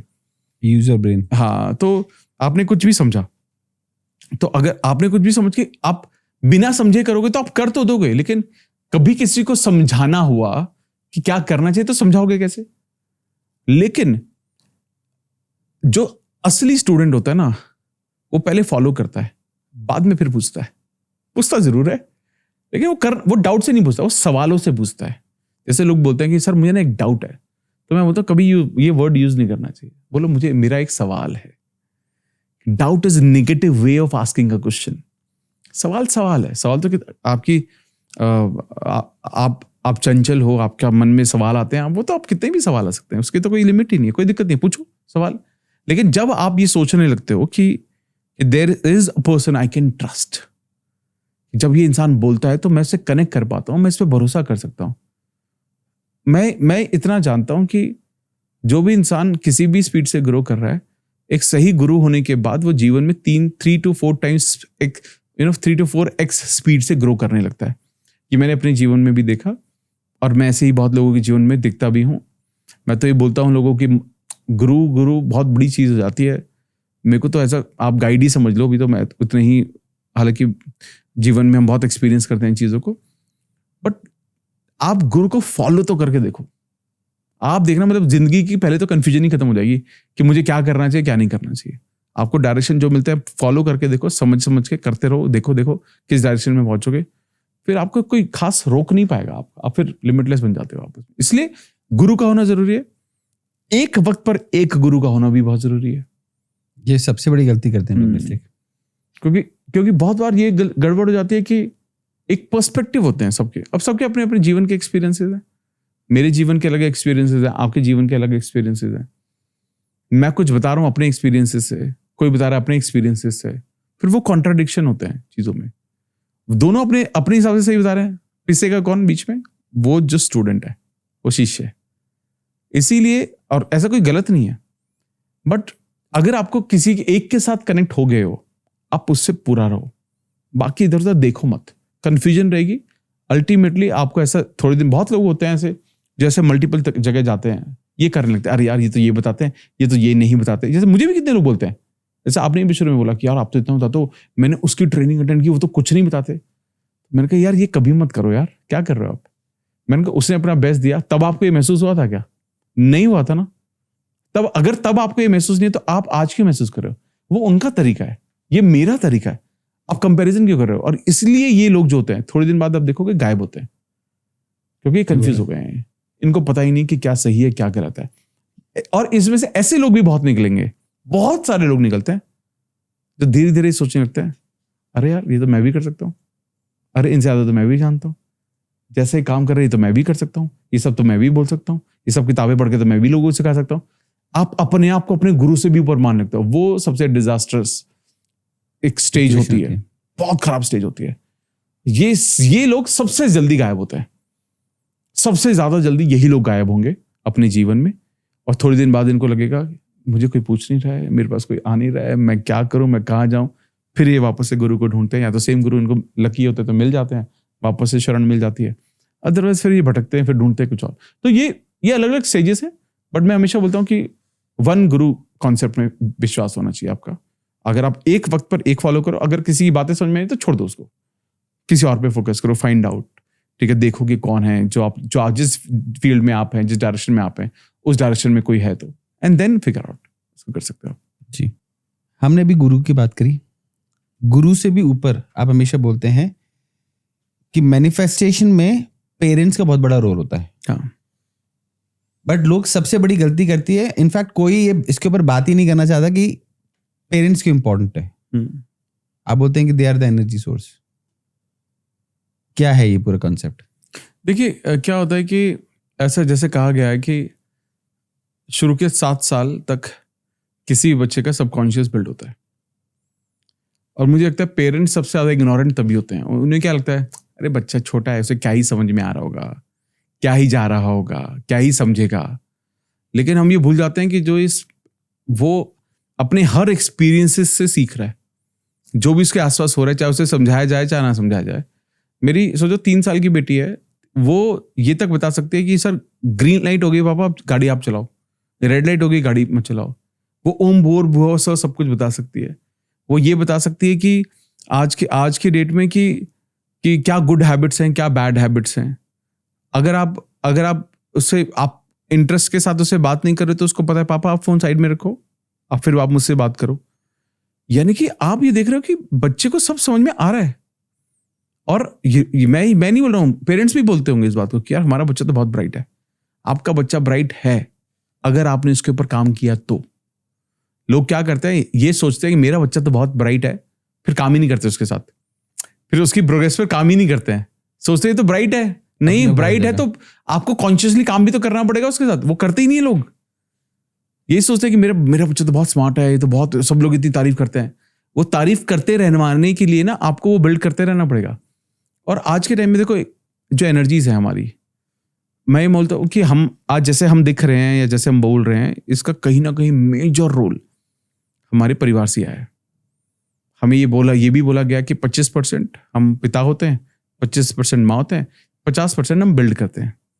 और लेकिन अगर वो जो पिता से जो मिला या माँ से जो मिला, अगर वो एक सही एनर्जी वाला नहीं है तो वो फिर उसको रिपेयर करना तो कितना मुश्किल है। आप क्या करोगे, अपना रिमेनिंग 50 पे ही काम कर सकते हो जो बचा हुआ है। और मुझे लगता है कि परिवार में लोग ये लोग बोलते हैं ना कि मैं अपने बच्चों से बहुत प्यार करता हूं, लोग करते नहीं है। अगर करते होते तो ये सब जो दुनिया भर की जो बुराइयां हैं, जो दुनिया भर की जो कमियां ढूंढते हैं, या जो घर में लड़ाइयां होती हैं या जो बहस होती हैं, वो होती नहीं कभी भी आपके जीवन में, कभी नहीं हो रही होती। और अगर वो सारी की सारी चीजें हो रही हैं, इसका मतलब है कि आपको परवाह ही नहीं कि आपके बच्चों के साथ क्या होगा। क्योंकि बच्चे क्या कर रहे हैं ना, बच्चे ये सुना होगा लोगों ने कि बच्चे वो नहीं करते जो आप बोलते हो, बच्चे जो देखते हैं वो करते हैं और वैसे ही बनते हैं। तो अब कोई बड़ा हो चुका है ऑलरेडी, तो वो अब क्या करे? वो करे जो हमने किया है। हमारे बचपन में हमें कुछ नहीं बताया गया, हमें सारे पैसों को लेकर, हर चीज को लेकर खराब धारणाएं थी हमारी। अब इसीलिए शायद ये कारण हो सकता है कि आज मैं जाऊं, मेरे को 42 साल लगे, तो आई एम 42 राइट नाउ, तो मुझे 42 साल लगे यहां तक पहुंचने में। लेकिन अगर मुझे वो सब कुछ सही से दिया होता शुरू में, तो शायद हो सकता है 32 साल ही लगते। तो जर्नी लेट हो सकती है उसकी, और कुछ नहीं होगा। अगर उसको देर से ही सही उसको रास्ते मिल जाएंगे। इसके लिए क्या करने की जरूरत है? इसके लिए हमें ये करने की जरूरत है, हमें ये समझना पड़ेगा कि अगर आपको ये पता है कि मेरी प्रोग्रामिंग ठीक से नहीं है, तो आप लॉ ऑफ अट्रैक्शन मैनिफेस्टेशन की प्रैक्टिस करना शुरू करो और अपने माँ बाप को करो माफ कि चलो ठीक है यार, उन्होंने जो दिया उनकी समझ से बेस्ट था, उनको नहीं पता था सबकॉन्शियस माइंड क्या होता है, बच्चों के सामने क्या बातें करनी चाहिए क्या नहीं करनी चाहिए, चलो उनको माफ करो और आगे बढ़ो। बहुत सारे लोग तो माँ बाप को भी तो दिमाग में रख के चलते हैं ना बहुत दिन तक, कर्ज करते रहते हैं। कर्ज करते रहते हैं, मेरे माँ बाप ने ये नहीं किया, वो नहीं किया, ये नहीं किया, वो नहीं किया, बहुत सारी चीजें चलती रहती हैं। और रिलेशनशिप इसलिए पेरेंट्स के साथ बहुत लोगों के खराब भी होते हैं। लेकिन मैं कहूँगा यार, सबका अपने अपने एक्सपीरियंसेस हैं, सबने जो सीखा वही सिखा रहे हैं अपने बच्चों को। कौन चाहता है कि उनके बच्चे परेशान रहे? कोई नहीं चाहता, कोई लेकिन अल्टीमेटली आप ये समझो कि जिम्मेदारी तो आपकी है अपनी। और मैं कहीं पर आई थिंक सदगुरु जी का मैं कोई वीडियो देख रहा था, बहुत पहले की बात है, तो उन्होंने अपने एक वीडियो में बहुत अच्छी बात बोली कि आपके माँ बाप का काम क्या है, आपको लेकर क्या जिम्मेदारी है उनकी। तो लोगों ने बोला कि बड़ा करना, लोगों ने बोला कि अच्छी पढ़ाई लिखाई कराना, शादी करवाना, तो लोग ऐसे ऐसे बोल रहे थे। तो उन्होंने एक ही बात पे जवाब दिया, उन्होंने बोला कुछ जिम्मेदारी नहीं उनकी, उनके जिम्मेदारी थी तुम्हें पैदा करना, बस वो कर दिया उन्होंने। इसके अलावा कोई जिम्मेदारी उनकी नहीं है, बाकी सब आपकी जिम्मेदारी है। जब आप सोचो ना, जब आप ये समझने लगते हो तो आप ये सोचते हो ना यार, यानी कि जितना भी माँ बाप ने दिया वो तो अच्छा ही दिया है मुझे, फिर वही सब कुछ एक्स्ट्रा ही ना मेरे लिए, तो बोनस है, वो तो बोनस ही मिल गया मेरे को फिर जीवन में। तो आप अगर आप ऐसे सोच रहे हो तो फिर तो आप सही जा रहे हो ना लाइफ में। तो इसीलिए बोलते हैं कि हमेशा आप जो अच्छे विजडम वाले लोग हैं आप उनको सुनेंगे या मुझे सुनेंगे तो किसी को भी सुनेंगे आप, जी। किसी भी गुरु, किसी भी स्पिरिचुअल गुरु को आप सुनते हैं तो आपको समझ में आता है वो यार, ये जो डेप्थ है ना जो कन्वर्सेशन की, ये हो सकता है हमारी समझ के अकॉर्डिंग ना हो, लेकिन जरूरी तो है। और मैं इसलिए बोलता हूं कि जितने भी पेरेंट्स हैं, प्लीज समझो, आप एक बच्चे को पाल रहे हो, ठीक है, आप बच्चे की परवरिश सही से करो यार। बच्चे की परवरिश उसको अच्छा स्कूल, अच्छे कपड़े, ये सब नहीं है। बच्चे की परवरिश है उसका सबकॉन्शियस में आप क्या डाल रहे हो, आप रिलेशनशिप को लेकर क्या डालते हो उसके माइंड में, आप प्यार को लेकर क्या डाल रहे हो, आप सपोर्ट को लेकर क्या डालते हो, आप लोगों को लेकर क्या डालते हो, आप भगवान को लेकर क्या डालते हो, आप सपनों को लेकर क्या मैसेज डाल रहे हो। और ये ना आपको ऐसे बिठाने की जरूरत नहीं, बेटो बच्चे बैठो मैं तुमसे बात करनी है, नहीं होता ऐसे नहीं होता। ये बच्चा वहां खेल रहा है और आप बात कर रहे हो उसके बारे में, ये ऐसे बात होता है अपने पार्टनर से, ये बातें होती हैं। आज इवाना, सोचो इवाना तो अभी छोटी है, हमारी लाइब्रेरी है पूरी घर में, उस लाइब्रेरी में उसकी एक अलग शेल्फ है जिसमें if I am not wrong कम से कम 70-80 बुक्स हैं। 70-80 बुक्स इवाना की, और वो 3 साल की है सिर्फ। अब वो क्यों पढ़ती है? क्योंकि अपने फादर को देखते पढ़ते हुए। हाँ, हमें उससे कभी बोलना ही नहीं पड़ता। आज जो किताब पढ़ने के लिए उसको सोचो, किताब पढ़ने का या किताब पढ़ाने का लालच दो ना उसको, उससे बोलेंगे बेटा आप टीवी बंद कर दें क्या, हाँ, सब कुछ छोड़ देती वो। लालच क्या है? किताब पढ़नी है, बुक पढ़ेगी। आप ये सोचो वो क्यों क्योंकि उसने हमें देखा, हमने कभी नहीं बोला। तो बेसिकली आप बच्चे आपको देख देख कर सीख रहे हैं, तो आप हमें खुद ही को, मतलब बहुत सारी चीजें। मैं एक बहुत छोटा सा एग्जांपल देता हूं, जैसे अब एक लोअर मिडिल क्लास फैमिली में जो परिवार में होते हैं, तो उनके लिए सैलेड का मतलब क्या है? सैलेड का मतलब है गेस्ट आए हैं तो खीरे कटेंगे, करेक्ट है? सही बात। अब हमारी प्रोग्रामिंग ऐसी थी हमेशा से। अब जब इवाना हुई और इवाना को डॉक्टर बोला आप सैलेड वैलेड खिलाओ, अब मुझे लगा, हमें समझ में आया तो हमारी डाइट में नहीं है इतने सैलेड, हम भी काट वाट के खाते नहीं है, कभी कभी खा लिया ऐसा रॉ, बट ऐसा कुछ खास है नहीं, मतलब जेन्युइनली नहीं था। एंड मुझे लगा यार ये तो before we could tell this to Ivana कि ये जरूरी है, हमने अपने घर में ही चेंज कर दिया सब कुछ। सारे सैलेड रोज आएंगे, रोज कटेंगे, और मुझे ऐसा लग रहा था आई थिंक 2, 2.5, 3 महीने हमने इतने सैलेड खाए हैं। अब तो कंटिन्यू रखने पड़ते हैं। अब जाकर बाय डिफॉल्ट अब इवाना खाती है, अब इवाना खाने लगी है, वरना वो नहीं खाती। वो मेरे को समझ में आया ना कि माँ बाप को सुधरना ही पड़ता है ना बहुत एरियाज में। तो आप नहीं सुधरोगे तो वो नहीं करेंगे, क्योंकि आपके बोलने से तो वो नहीं करने वाले। आप बीट लोगे तो कर लेंगे कभी कभी, लेकिन आपको अगर वो चाहते हो कि उनके जीवन का वो हिस्सा बने, तो आपको भी देखना पड़ेगा कि यार ऐसी कौन सी कमियां हैं जो मैं नहीं चाहता कि मेरे बच्चों में जाए।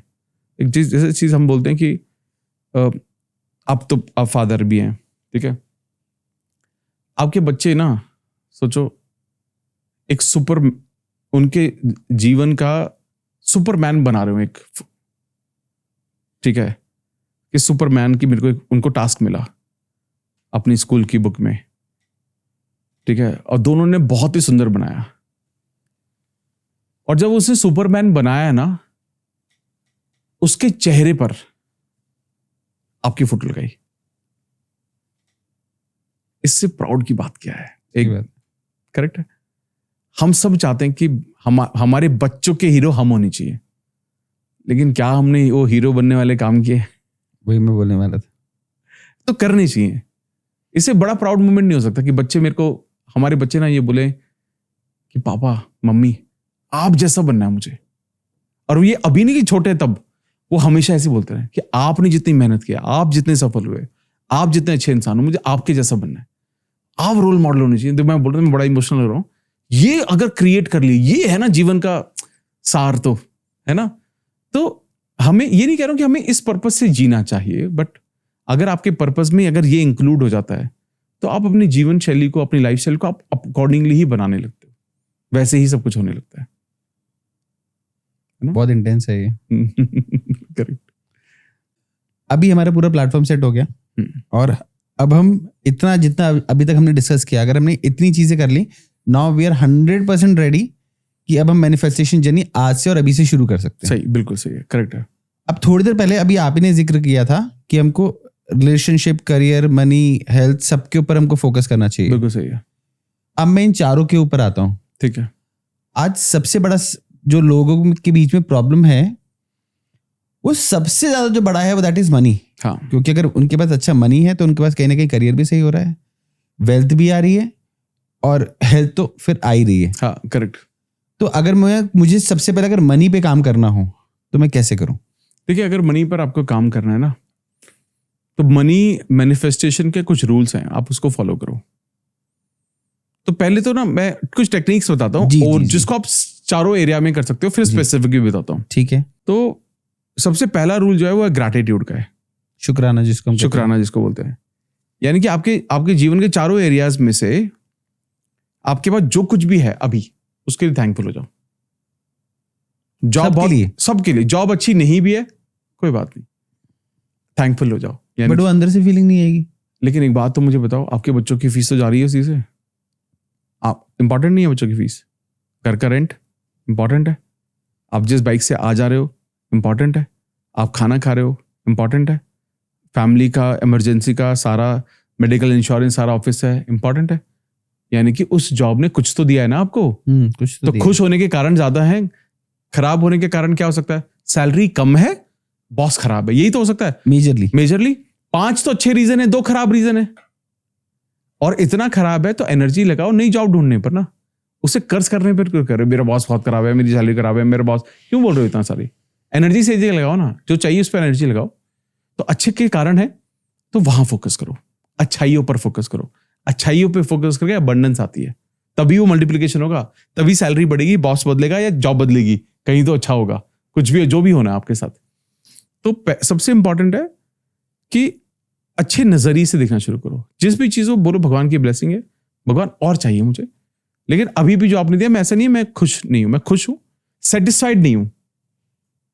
भगवान को बोलूं मैं सेटिस्फाइड नहीं हूं, इज इट लाइक दैट? मतलब सेटिस्फाइड नहीं हो, मतलब मन में बोल रहे हो आप भी, ऐसे नहीं भगवान को बोल रहे हो, मतलब ऐसे नहीं कि मुझे रुकना है यहां पे। Okay, I don't want to stop here, I am happy here.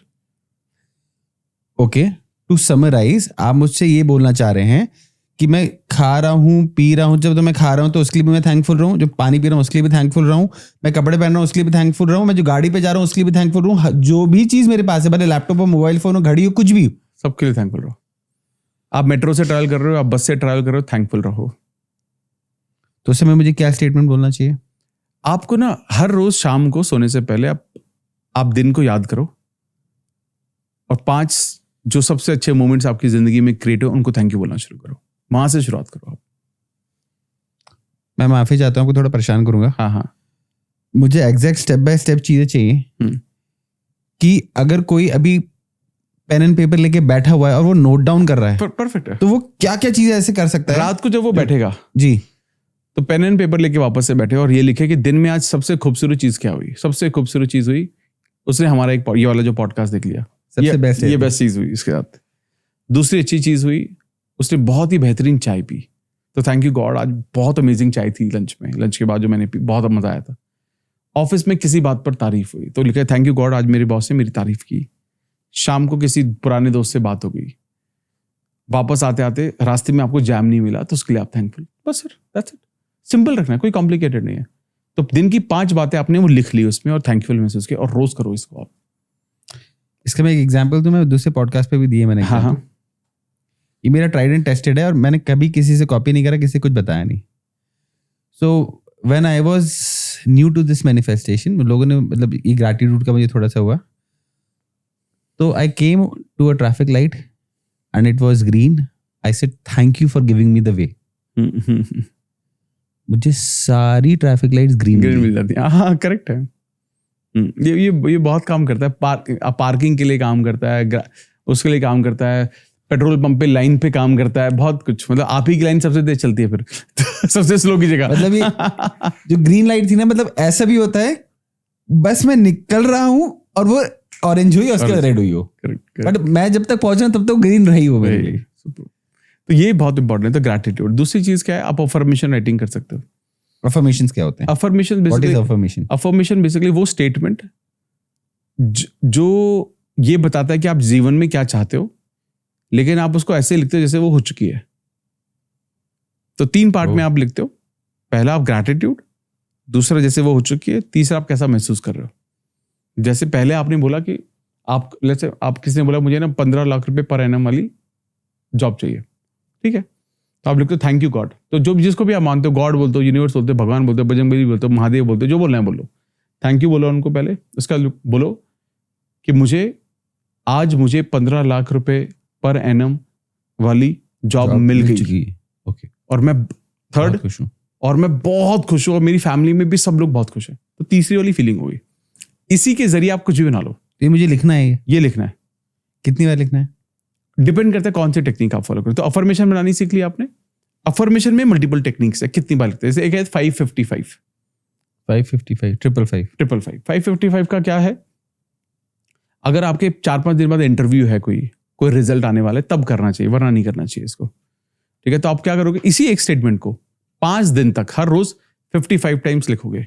पहले दिन भी 55 टाइम्स, दूसरे दिन भी, तीसरे दिन भी, 5 दिन तक लगातार। And what should be the timing? कोई भी टाइम कोशिश करके देखो, अफर्मेशन मॉर्निंग में लिखनी चाहिए, एनर्जी सही रहती है, मुझे ऐसा लगता है। जी, ठीक है। दूसरी टेक्निक है 369, जिसको निकोला टेस्ला टेक्निक भी बोला जाता है। इसी अफर्मेशन को सुबह 3 बार, दोपहर में 6 बार, रात को 9 बार, 369 बार, ठीक है। 45 डेज तक आपको इसको लिखना होता है, ठीक है। तीसरी टेक्निक है 10x3, ठीक है। इस टेक्निक में क्या करना पड़ता है, इस टेक्निक में आप वही अफर्मेशन को 3 डिफरेंट अफर्मेशन से में मर्ज कर सकते हो। मतलब 3 डिफरेंट अफर्मेशन को बना सकते हो। आपने बना ली एक जॉब की, एक हेल्थ की बना लो, एक रिलेशनशिप की बना लो, है ना। एक वक्त पर एक चीज तो नहीं चाहिए होगी आपको, मल्टीपल चीजें चाहिए होंगी, तो आप मल्टीपल चीजें बना लो। और इन तीनों अफर्मेशन को सुबह 10 बार लिखो। 10 बार, पहली 10 बार, दूसरी 10 बार, तीसरी 10 बार। हर रोज सिर्फ सुबह करना है फॉर नेक्स्ट 60 डेज। ठीक है। तो पहली करना है सिर्फ 5 दिन, दूसरी करनी 45 दिन और तीसरी करनी 60 दिन। बिल्कुल सही है। Depend on your condition. हाँ, डिपेंड योर कंडीशन, क्या जरूरत अब है। अगर कोई बिजनेस कर रहा है, या आज की तारीख में क्या एग्जांपल लूं मैं, यूट्यूब में कोई सक्सेसफुल होना चाहता है और एक यूट्यूब से एक एक्स अमाउंट कमाना चाहता है, तो उसके लिए कौन सी प्रेफरेबल? 369 या 10x3 कर सकता है वो, इन दोनों में से कोई भी कर सकता है। ओके। उसके बाद ये अफर्मेशन राइटिंग हो गई। उसके बाद आता है विजुअलाइजेशन, जिसमें आप विजुअलाइज करते हो। बेसिकली हम मूवीज देखते हैं, है ना। जब हम किसी भी मूवी को देखते हैं तो हम वहां पर वो हीरो दिखता है, हीरोइन दिखती है, वो सारे पात्र दिखते हैं, हम जिनको हम देख के इंस्पायर होते हैं। करेक्ट, बड़ा अच्छा सा लगता है। आपको ऐसी मूवी खुद के बारे में बनानी है, खुद के बारे में मूवी बनाओ। और ये क्योंकि अच्छी चीज़ क्या है कि हमारे जीवन के प्रोड्यूसर भी हमें, डायरेक्टर भी हमें, हीरो भी हमें, हीरोइन, सब कुछ हम ही है, सब कुछ हम ही बना रहे हैं। तो आप अपनी मूवी को किसी भी तरह से मोल्ड कर सकते हो, कुछ भी कर सकते हो। तो आप अगर आपके ऊपर मूवी बनेगी तो कैसी मूवी बनेगी? एक बंदा था, उसने बड़ी मेहनत की, स्ट्रगल किया, ये किया वो किया, लेकिन अंत में क्या, कहाँ पहुंचा वो? बहुत सक्सेसफुल हुआ, बड़ा सा घर था, सुंदर बीवी थी, बच्चे थे, सब बहुत खुश हैं, परिवार साथ में रह रहा है, हर लंबी गाड़ी है, सब पैसा है, ऐशो आराम में। सबसे इंपॉर्टेंट क्या है? शांति है उनके जीवन में, सब लोग बहुत खुश हैं। अब इस मूवी पर किसी और का कोई हक नहीं है, क्योंकि ये आपकी मूवी है। और आपकी मूवी, आपके आसपास के जितने भी लोग हैं, आपके परिवार के, वो सब साइड हीरोज हैं। अब यहाँ मेरा एक सवाल है। अभी आपने बोला कि मूवी बना लो, बट मैं उस लेवल का बंदा ही नहीं हूं जिससे वो विजुअलाइजेशन करा जाता है। बहुत सही है। उस सिचुएशन में आपको क्या करना है ना, इस मूवी को लिख लो। अच्छा, हाँ, इस मूवी को लिख लो। ठीक। अब पूरी की पूरी कहानी लिखो, आपको रोज उसको पढ़ना है फिर विद इमोशंस। मतलब आप पूरे ध्यान से पढ़ो, मतलब इमोशंस क्या, बाकी सबसे चीजों से डिस्कनेक्ट करके। नहीं, मैं बोल रहा हूँ लिखूं भी विद इमोशंस कि वाओ ऐसा हुआ, हाँ, फिर ऐसा हुआ। हाँ, बिल्कुल। हाँ, मैं कार के पास पहुंचा, कार को देख के मुझे ऐसी फीलिंग आई, फिर मैंने कार का गेट खोला, कार का डैशबोर्ड मुझे ऐसा दिख रहा था। सब कुछ पूरा देखो, जितनी बारीक डिटेल डालोगे, you will be closer to reality. Wow. जितना डीप सोच सकते हो उतना डीप सोचो, जितना इनोवेटिव हो सकते हो, क्रिएटिव हो सकते हो, सोचो। ये विजुअलाइजेशन की ये पावर है। मतलब आपकी जितनी क्रिएटिविटी है वो पूरी क्रिएटिविटी डाल दो उसमें, सब लगा दो। तो विजुअलाइजेशन बहुत अपने आप में बहुत अमेजिंग टेक्निक है। एंड देन विजन बोर्ड, जो हमने बात की, विजन बोर्ड जो मैंने पहले बताया, लगा सकते हैं। इसके अलावा वाटर टेक्निक करनी चाहिए। ये क्या चीज होती है? Water technique one of the, मुझे लगता है कि मोस्ट इफेक्टिव टेक्निक है, which is followed by lakhs, crores of people across the globe. Water technique specially मैं उन लोगों को ज्यादा प्रेफर करता हूँ, बोलता हूँ, सजेस्ट करता हूँ, जो बोलते हैं मेरे घर में किसी की तबीयत खराब है।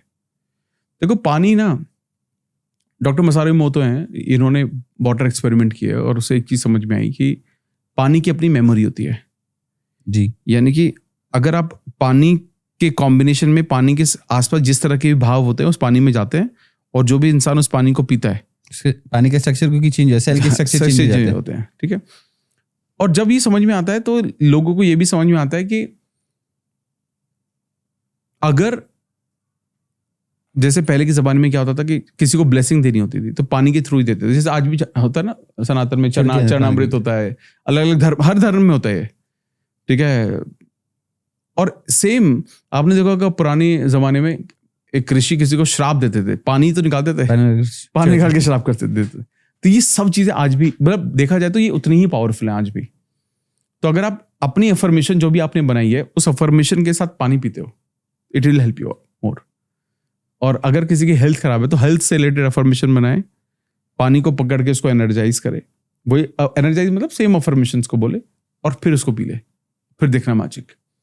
तो ये जो टेक्निक्स हैं, ये कोई भी टेक्निक, ये ग्रैटिट्यूड है, अफर्मेशन है, विजुअलाइजेशन है, विजन बोर्ड है, वाटर टेक्निक है, अगर कोई भी इन टेक्निक्स को फॉलो करेगा सब कुछ हो जाएगा। मतलब ये 5 दवाइयां हैं और मुझे 5 दवाइयां हर दिन खानी है।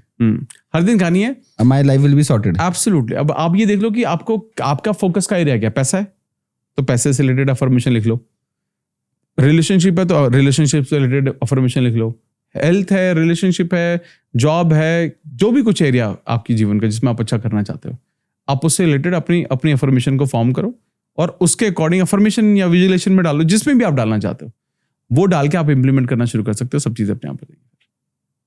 तो मतलब मुझे सिर्फ मनी के लिए बहुत ज्यादा स्पेशल मेहनत नहीं करनी है। मतलब मैंने कहा ना, अगर करनी है तो सिर्फ मनी के बारे में लिखो, मनी के बारे में विजुअलाइज करो, मनी के बारे में वाटर टेक्निक कर लो, सब कुछ मनी के आसपास कर लो। आप टेक्निक्स आपको यही फॉलो करनी है सारी, सब जगह 4 पे। हाँ, हेल्थ, रिलेशनशिप, करियर, मनी, सब पे सेम टेक्निक को यूज करो। हो सकता है आप विजुअलाइजेशन कर रहे हो तो पैसे के बारे में कर लो, लेकिन अफर्मेशन लिख रहे हो तो हेल्थ के बारे में कर लो। ये सब भी आप कर सकते हो। डिपेंड करता है कि आपका प्राइम एरिया क्या है। जैसे किसी ने कहा नहीं यार अभी तो मेरी जॉब ही है, तो हर जगह जॉब डाल दो, हर जगह अफर्मेशन में भी, विजुअलाइजेशन में भी, वाटर टेक्निक में भी, हर जगह जॉब डाल दो, बाकी जगह में डालो, कोई दिक्कत नहीं। अगेन टू बी प्रिसाइज, अभी अगर मेरी रिक्वायरमेंट एक्स है तो अभी मुझे सिर्फ एक्स ही सब डालना है, और जैसे ही थोड़ा सॉर्टेड हो जाए तो अगेन मुझे सब पे फोकस करना है। डिपेंड करता है अभी किसको डोज देना है आपको ज्यादा।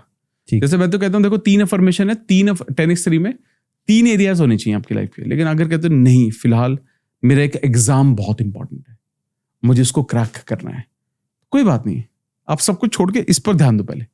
जब ये हो जाएगा तो बाकी चीजों पे ध्यान दे देना, कोई दिक्कत ही नहीं। ठीक है। ग्रैटिट्यूड टेक्निक में आप एक स्टोन टेक्निक बताते हो। हाँ, मैजिक रॉक। मैजिक रॉक, वो क्या चीज होती है? देखिए मैजिक रॉक, एक there is a book called the magic, उसमें एक टेक्निक बताई गई थी। मैं थोड़ा सा उसको अलग तरीके से करता हूँ। लेकिन मैजिक रॉक में आप छोटा सा पत्थर लेते हो, स्टोन लेते हो, क्रिस्टल लेते हो, कोई भी किसी भी तरह का यूनिक कॉइन, कुछ भी हो सकता है, रुद्राक्ष हो सकता है।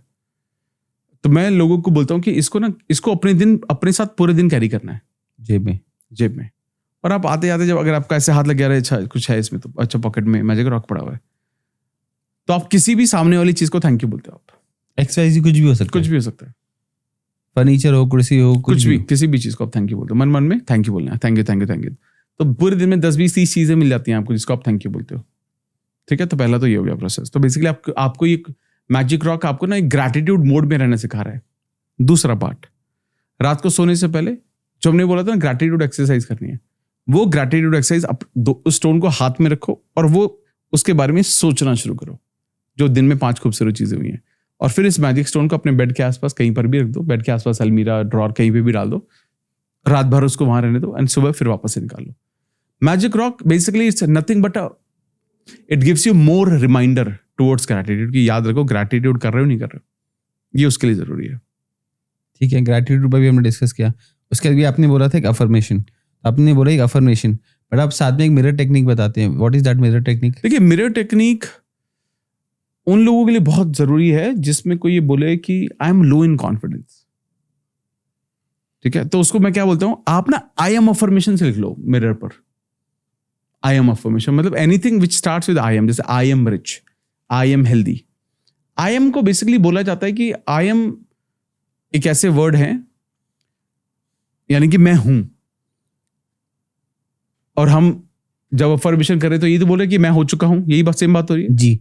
आई एम को कहा जाता है कि आप जब भी आप कुछ भी आई एम के साथ जोड़ते हो, उसके रियलिटी में आने के चांसेस बहुत ज्यादा हो जाते हैं और स्पीड अप भी होते हैं।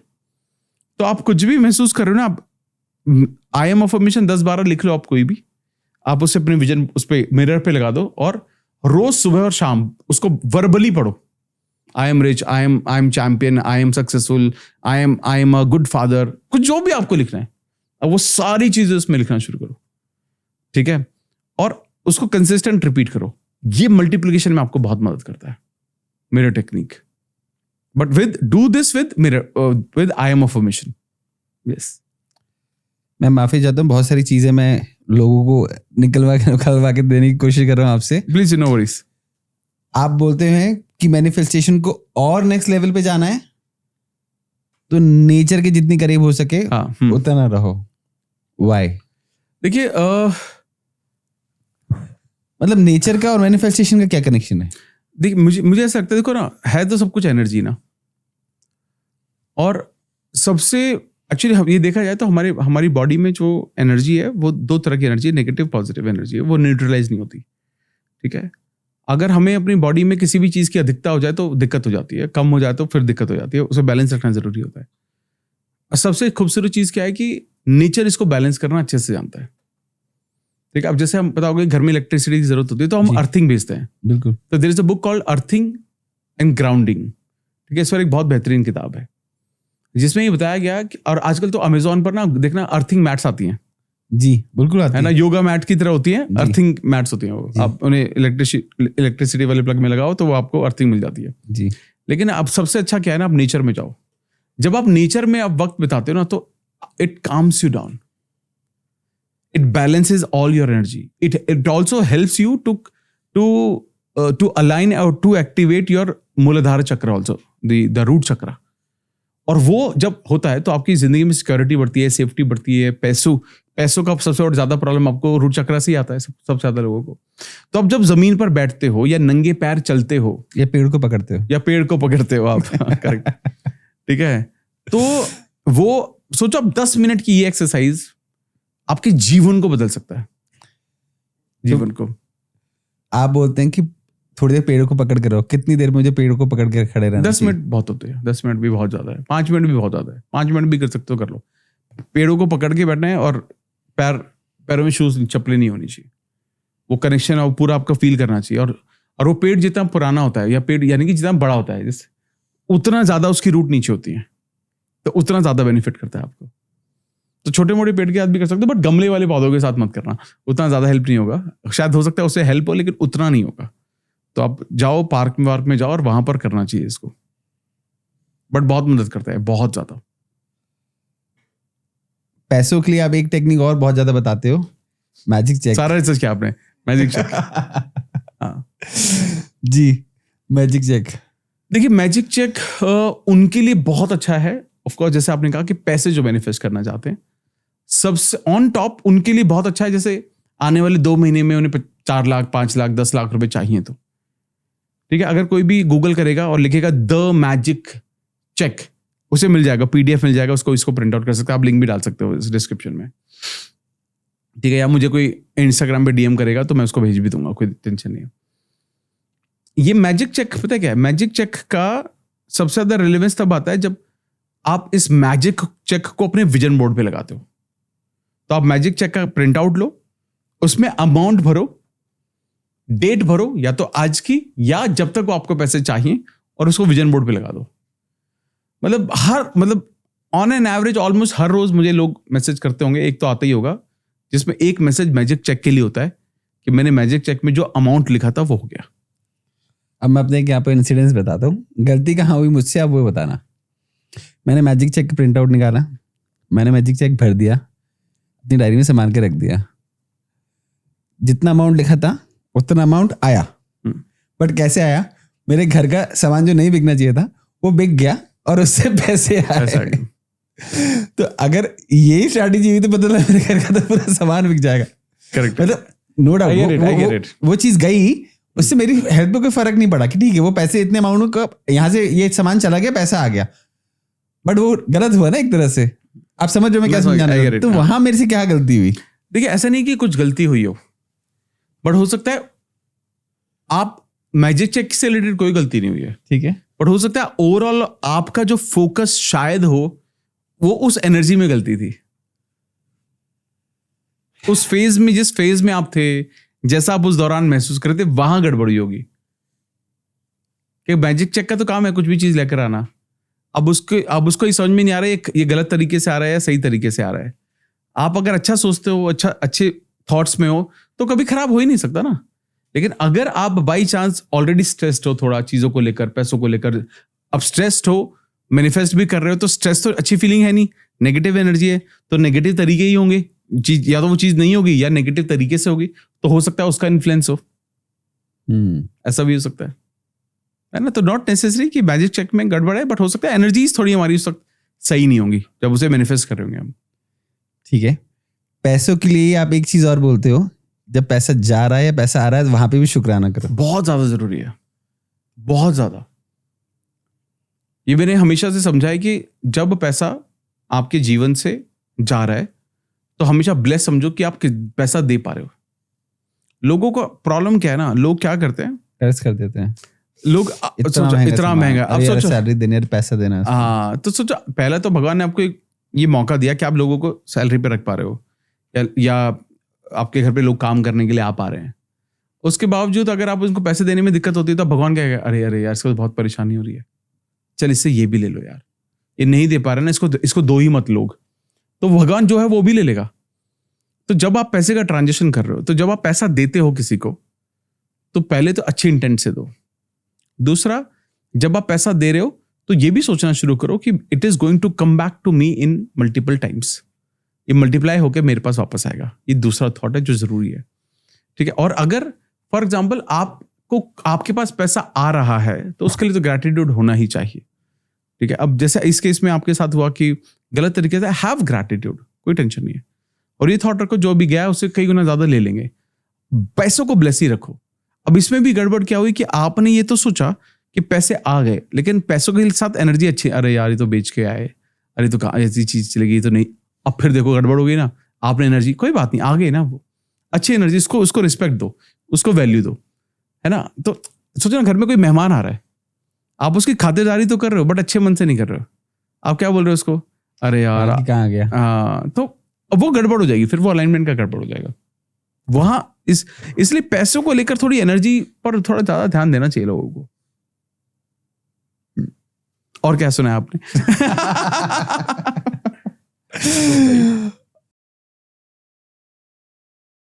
मुझे लगता है कि अभी तक हमने जितना डिस्कशन करा, लोगों को वही डाइजेस्ट करने में मेहनत करनी पड़ेगी। और जिन लोगों ने भी ये पॉडकास्ट देख लिया, मैं उन सबसे रिक्वेस्ट करता हूँ कि वापस से पेन एंड पेपर लेके बैठे और इसके नोट्स बनाएं। बिल्कुल, ट्रस्ट मी, अगर ये आपने इसके नोट्स बना लिए और ये सिर्फ इम्प्लीमेंट कर लिया तो लाइफ में आपके इतने ड्रास्टिक चेंजेस आ सकते हैं, क्योंकि ये मैंने आपको ऐसी इन्फॉर्मेशन दे दी जो सर के एडवांस कोर्स में होती है। और अभी आपने ये चीज बोला भाई कि ये तो उनके एडवांस कोर्सेज में ये चीजें बताते हैं जो मैंने पूछ के मैंने आपको यहाँ पे पास ऑन कर दी। सुपर। नहीं तो आप किसी भी जितने भी लोग जो हैं आज की तारीख में, जो यूट्यूब पे भी हैं या सर के भी जो पॉडकास्ट जो अभी तक हुए हैं, मुझे नहीं लगता कि इतना डिटेल में, इतनी एडवांस लेवल की कहीं पे भी बात हुई है। किसी पॉडकास्ट पे आज तक बात नहीं हुई आपकी उस पे। बट क्योंकि आपको अंदर की बातें पता है, तो आपको पता है कि मैं ये सब पूछ सकता हूँ, ये काम आएंगी लोगों के। जी, क्योंकि वो लोग जानते नहीं है तो उनके पास वो सवाल ही नहीं है, तो कभी बात ही नहीं हो पाई। और ये क्वेश्चन सर के उस कोर्स से है जो लाखों रुपए का कोर्स है वो। आई एम सॉरी, कुछ चीजें मैंने यहाँ पे लोगों को बता दिया। It is all good, it is all good. But मुझे ऐसा लगता है कि जैसे आपकी जो स्ट्रैटेजी है, मुझे कहीं ना कहीं स्ट्रैटेजी से मैं बहुत अलाइन करता हूँ कि लोगों को मैं मैं दूंगा तो वापस भी आएगा मेरे पास लौट के। सुपर। और मेरा इंटेंशन भी यही है, मतलब मैं कभी भी किसी गेस्ट को नहीं कहता कि आप प्लीज यहाँ पे जोड़ देना ना, प्लीज ऐसे कर देना ना, आप इमोशन दिखा देना, आप रो देना। मुझे लगता है कि जो रॉ एंड रियल है, बस मेरा इंटेंशन रहता है कि मैं लोगों को दूं। मैं दूंगा तो अपने आप, वो बोलते हैं कि that what goes around that comes around, right. तो वो मेरा बस इंटेंट था। So thank you very much Amit ji, आप आए, आपने इतनी सारी बातें डिस्कस करी, बहुत ही सरल भाषा में आपने चीजों को समझाने की कोशिश करी, और मुझे लगता है कि इससे ज्यादा इजी लैंग्वेज में नहीं समझाया जाता। आपने बहुत अच्छे अच्छे एग्जाम्पल्स दिए। तो अगर ये सारी बातें लोगों ने इम्प्लीमेंट कर ली तो बहुत ज्यादा चेंजेस आ सकते हैं। एब्सोल्युटली। इसी के साथ मैंने सर का मॉर्निंग मेडिटेशन अटेंड करा हुआ है, आप मॉर्निंग मेडिटेशन से जुड़ सकते हैं। मैं आपकी टीम का नंबर इसमें दे सकता हूँ। हाँ। तो अटेंड दैट मेडिटेशन। अगर आपको अच्छा लगे, मेरे कहने पे करिए, 21 डेज का होता है। अगर आपको अच्छा लगे तो आप कंटिन्यू करिएगा, नहीं तो प्लीज ड्रॉप कर दीजिएगा। बहुत नॉमिनल फीस है उसकी, उससे ज्यादा के तो हम पिज्जा खा लेते हैं, इस पिज्जा से कम की फीस में है। But attend that meditation. Thank you so much. बहुत अच्छा मेडिटेशन है। Thank you so So much. thank you so much. Thank you so much for coming. Thank you so much. Thank you so much. आपकी energy बहुत ही प्यारी। I want to compliment you with this and Thank you. The kind of you have asked, the kind of question you have asked, ये बहुत जगह पूछे नहीं गए हैं। और शायद इसका सबसे बड़ा कारण है क्योंकि आप कुछ प्रोग्राम में का हिस्सा हैं और वहाँ पर ही सारे डिस्कशन हमारे होते हैं। और डेफिनेटली कई बार जो सवालों के जवाब आप वही दे सकते हो जो सवाल पूछे जाते हैं। It is not that you want to restrict, but जो सवाल होंगे आप उन्हीं के जवाब दोगे ना। तो आज आपने ऐसे ऐसे सवालों के सवाल पूछे जो नॉर्मली पॉडकास्ट में मैंने कभी किसी में बोले नहीं है, और शायद इसीलिए मुझे बहुत ज़्यादा खुशी है कि मैं आज आपके पॉडकास्ट पर आया। आपकी पूरी हॉस्पिटैलिटी, मुझे गुलाब जामुन भी खिलाया आपने, पहली बार किसी पॉडकास्ट में मुझे गुलाब जामुन खिलाया गया है तो ये बहुत अच्छी बात हुई है। और एंटायर आपकी टीम भी बहुत अच्छी है और आपकी एनर्जी बहुत ही प्यारी है। And I wish you all the best and thank you so much for connecting. Thank you so much. Thank you so much. for coming. Thank you so much. Thank you.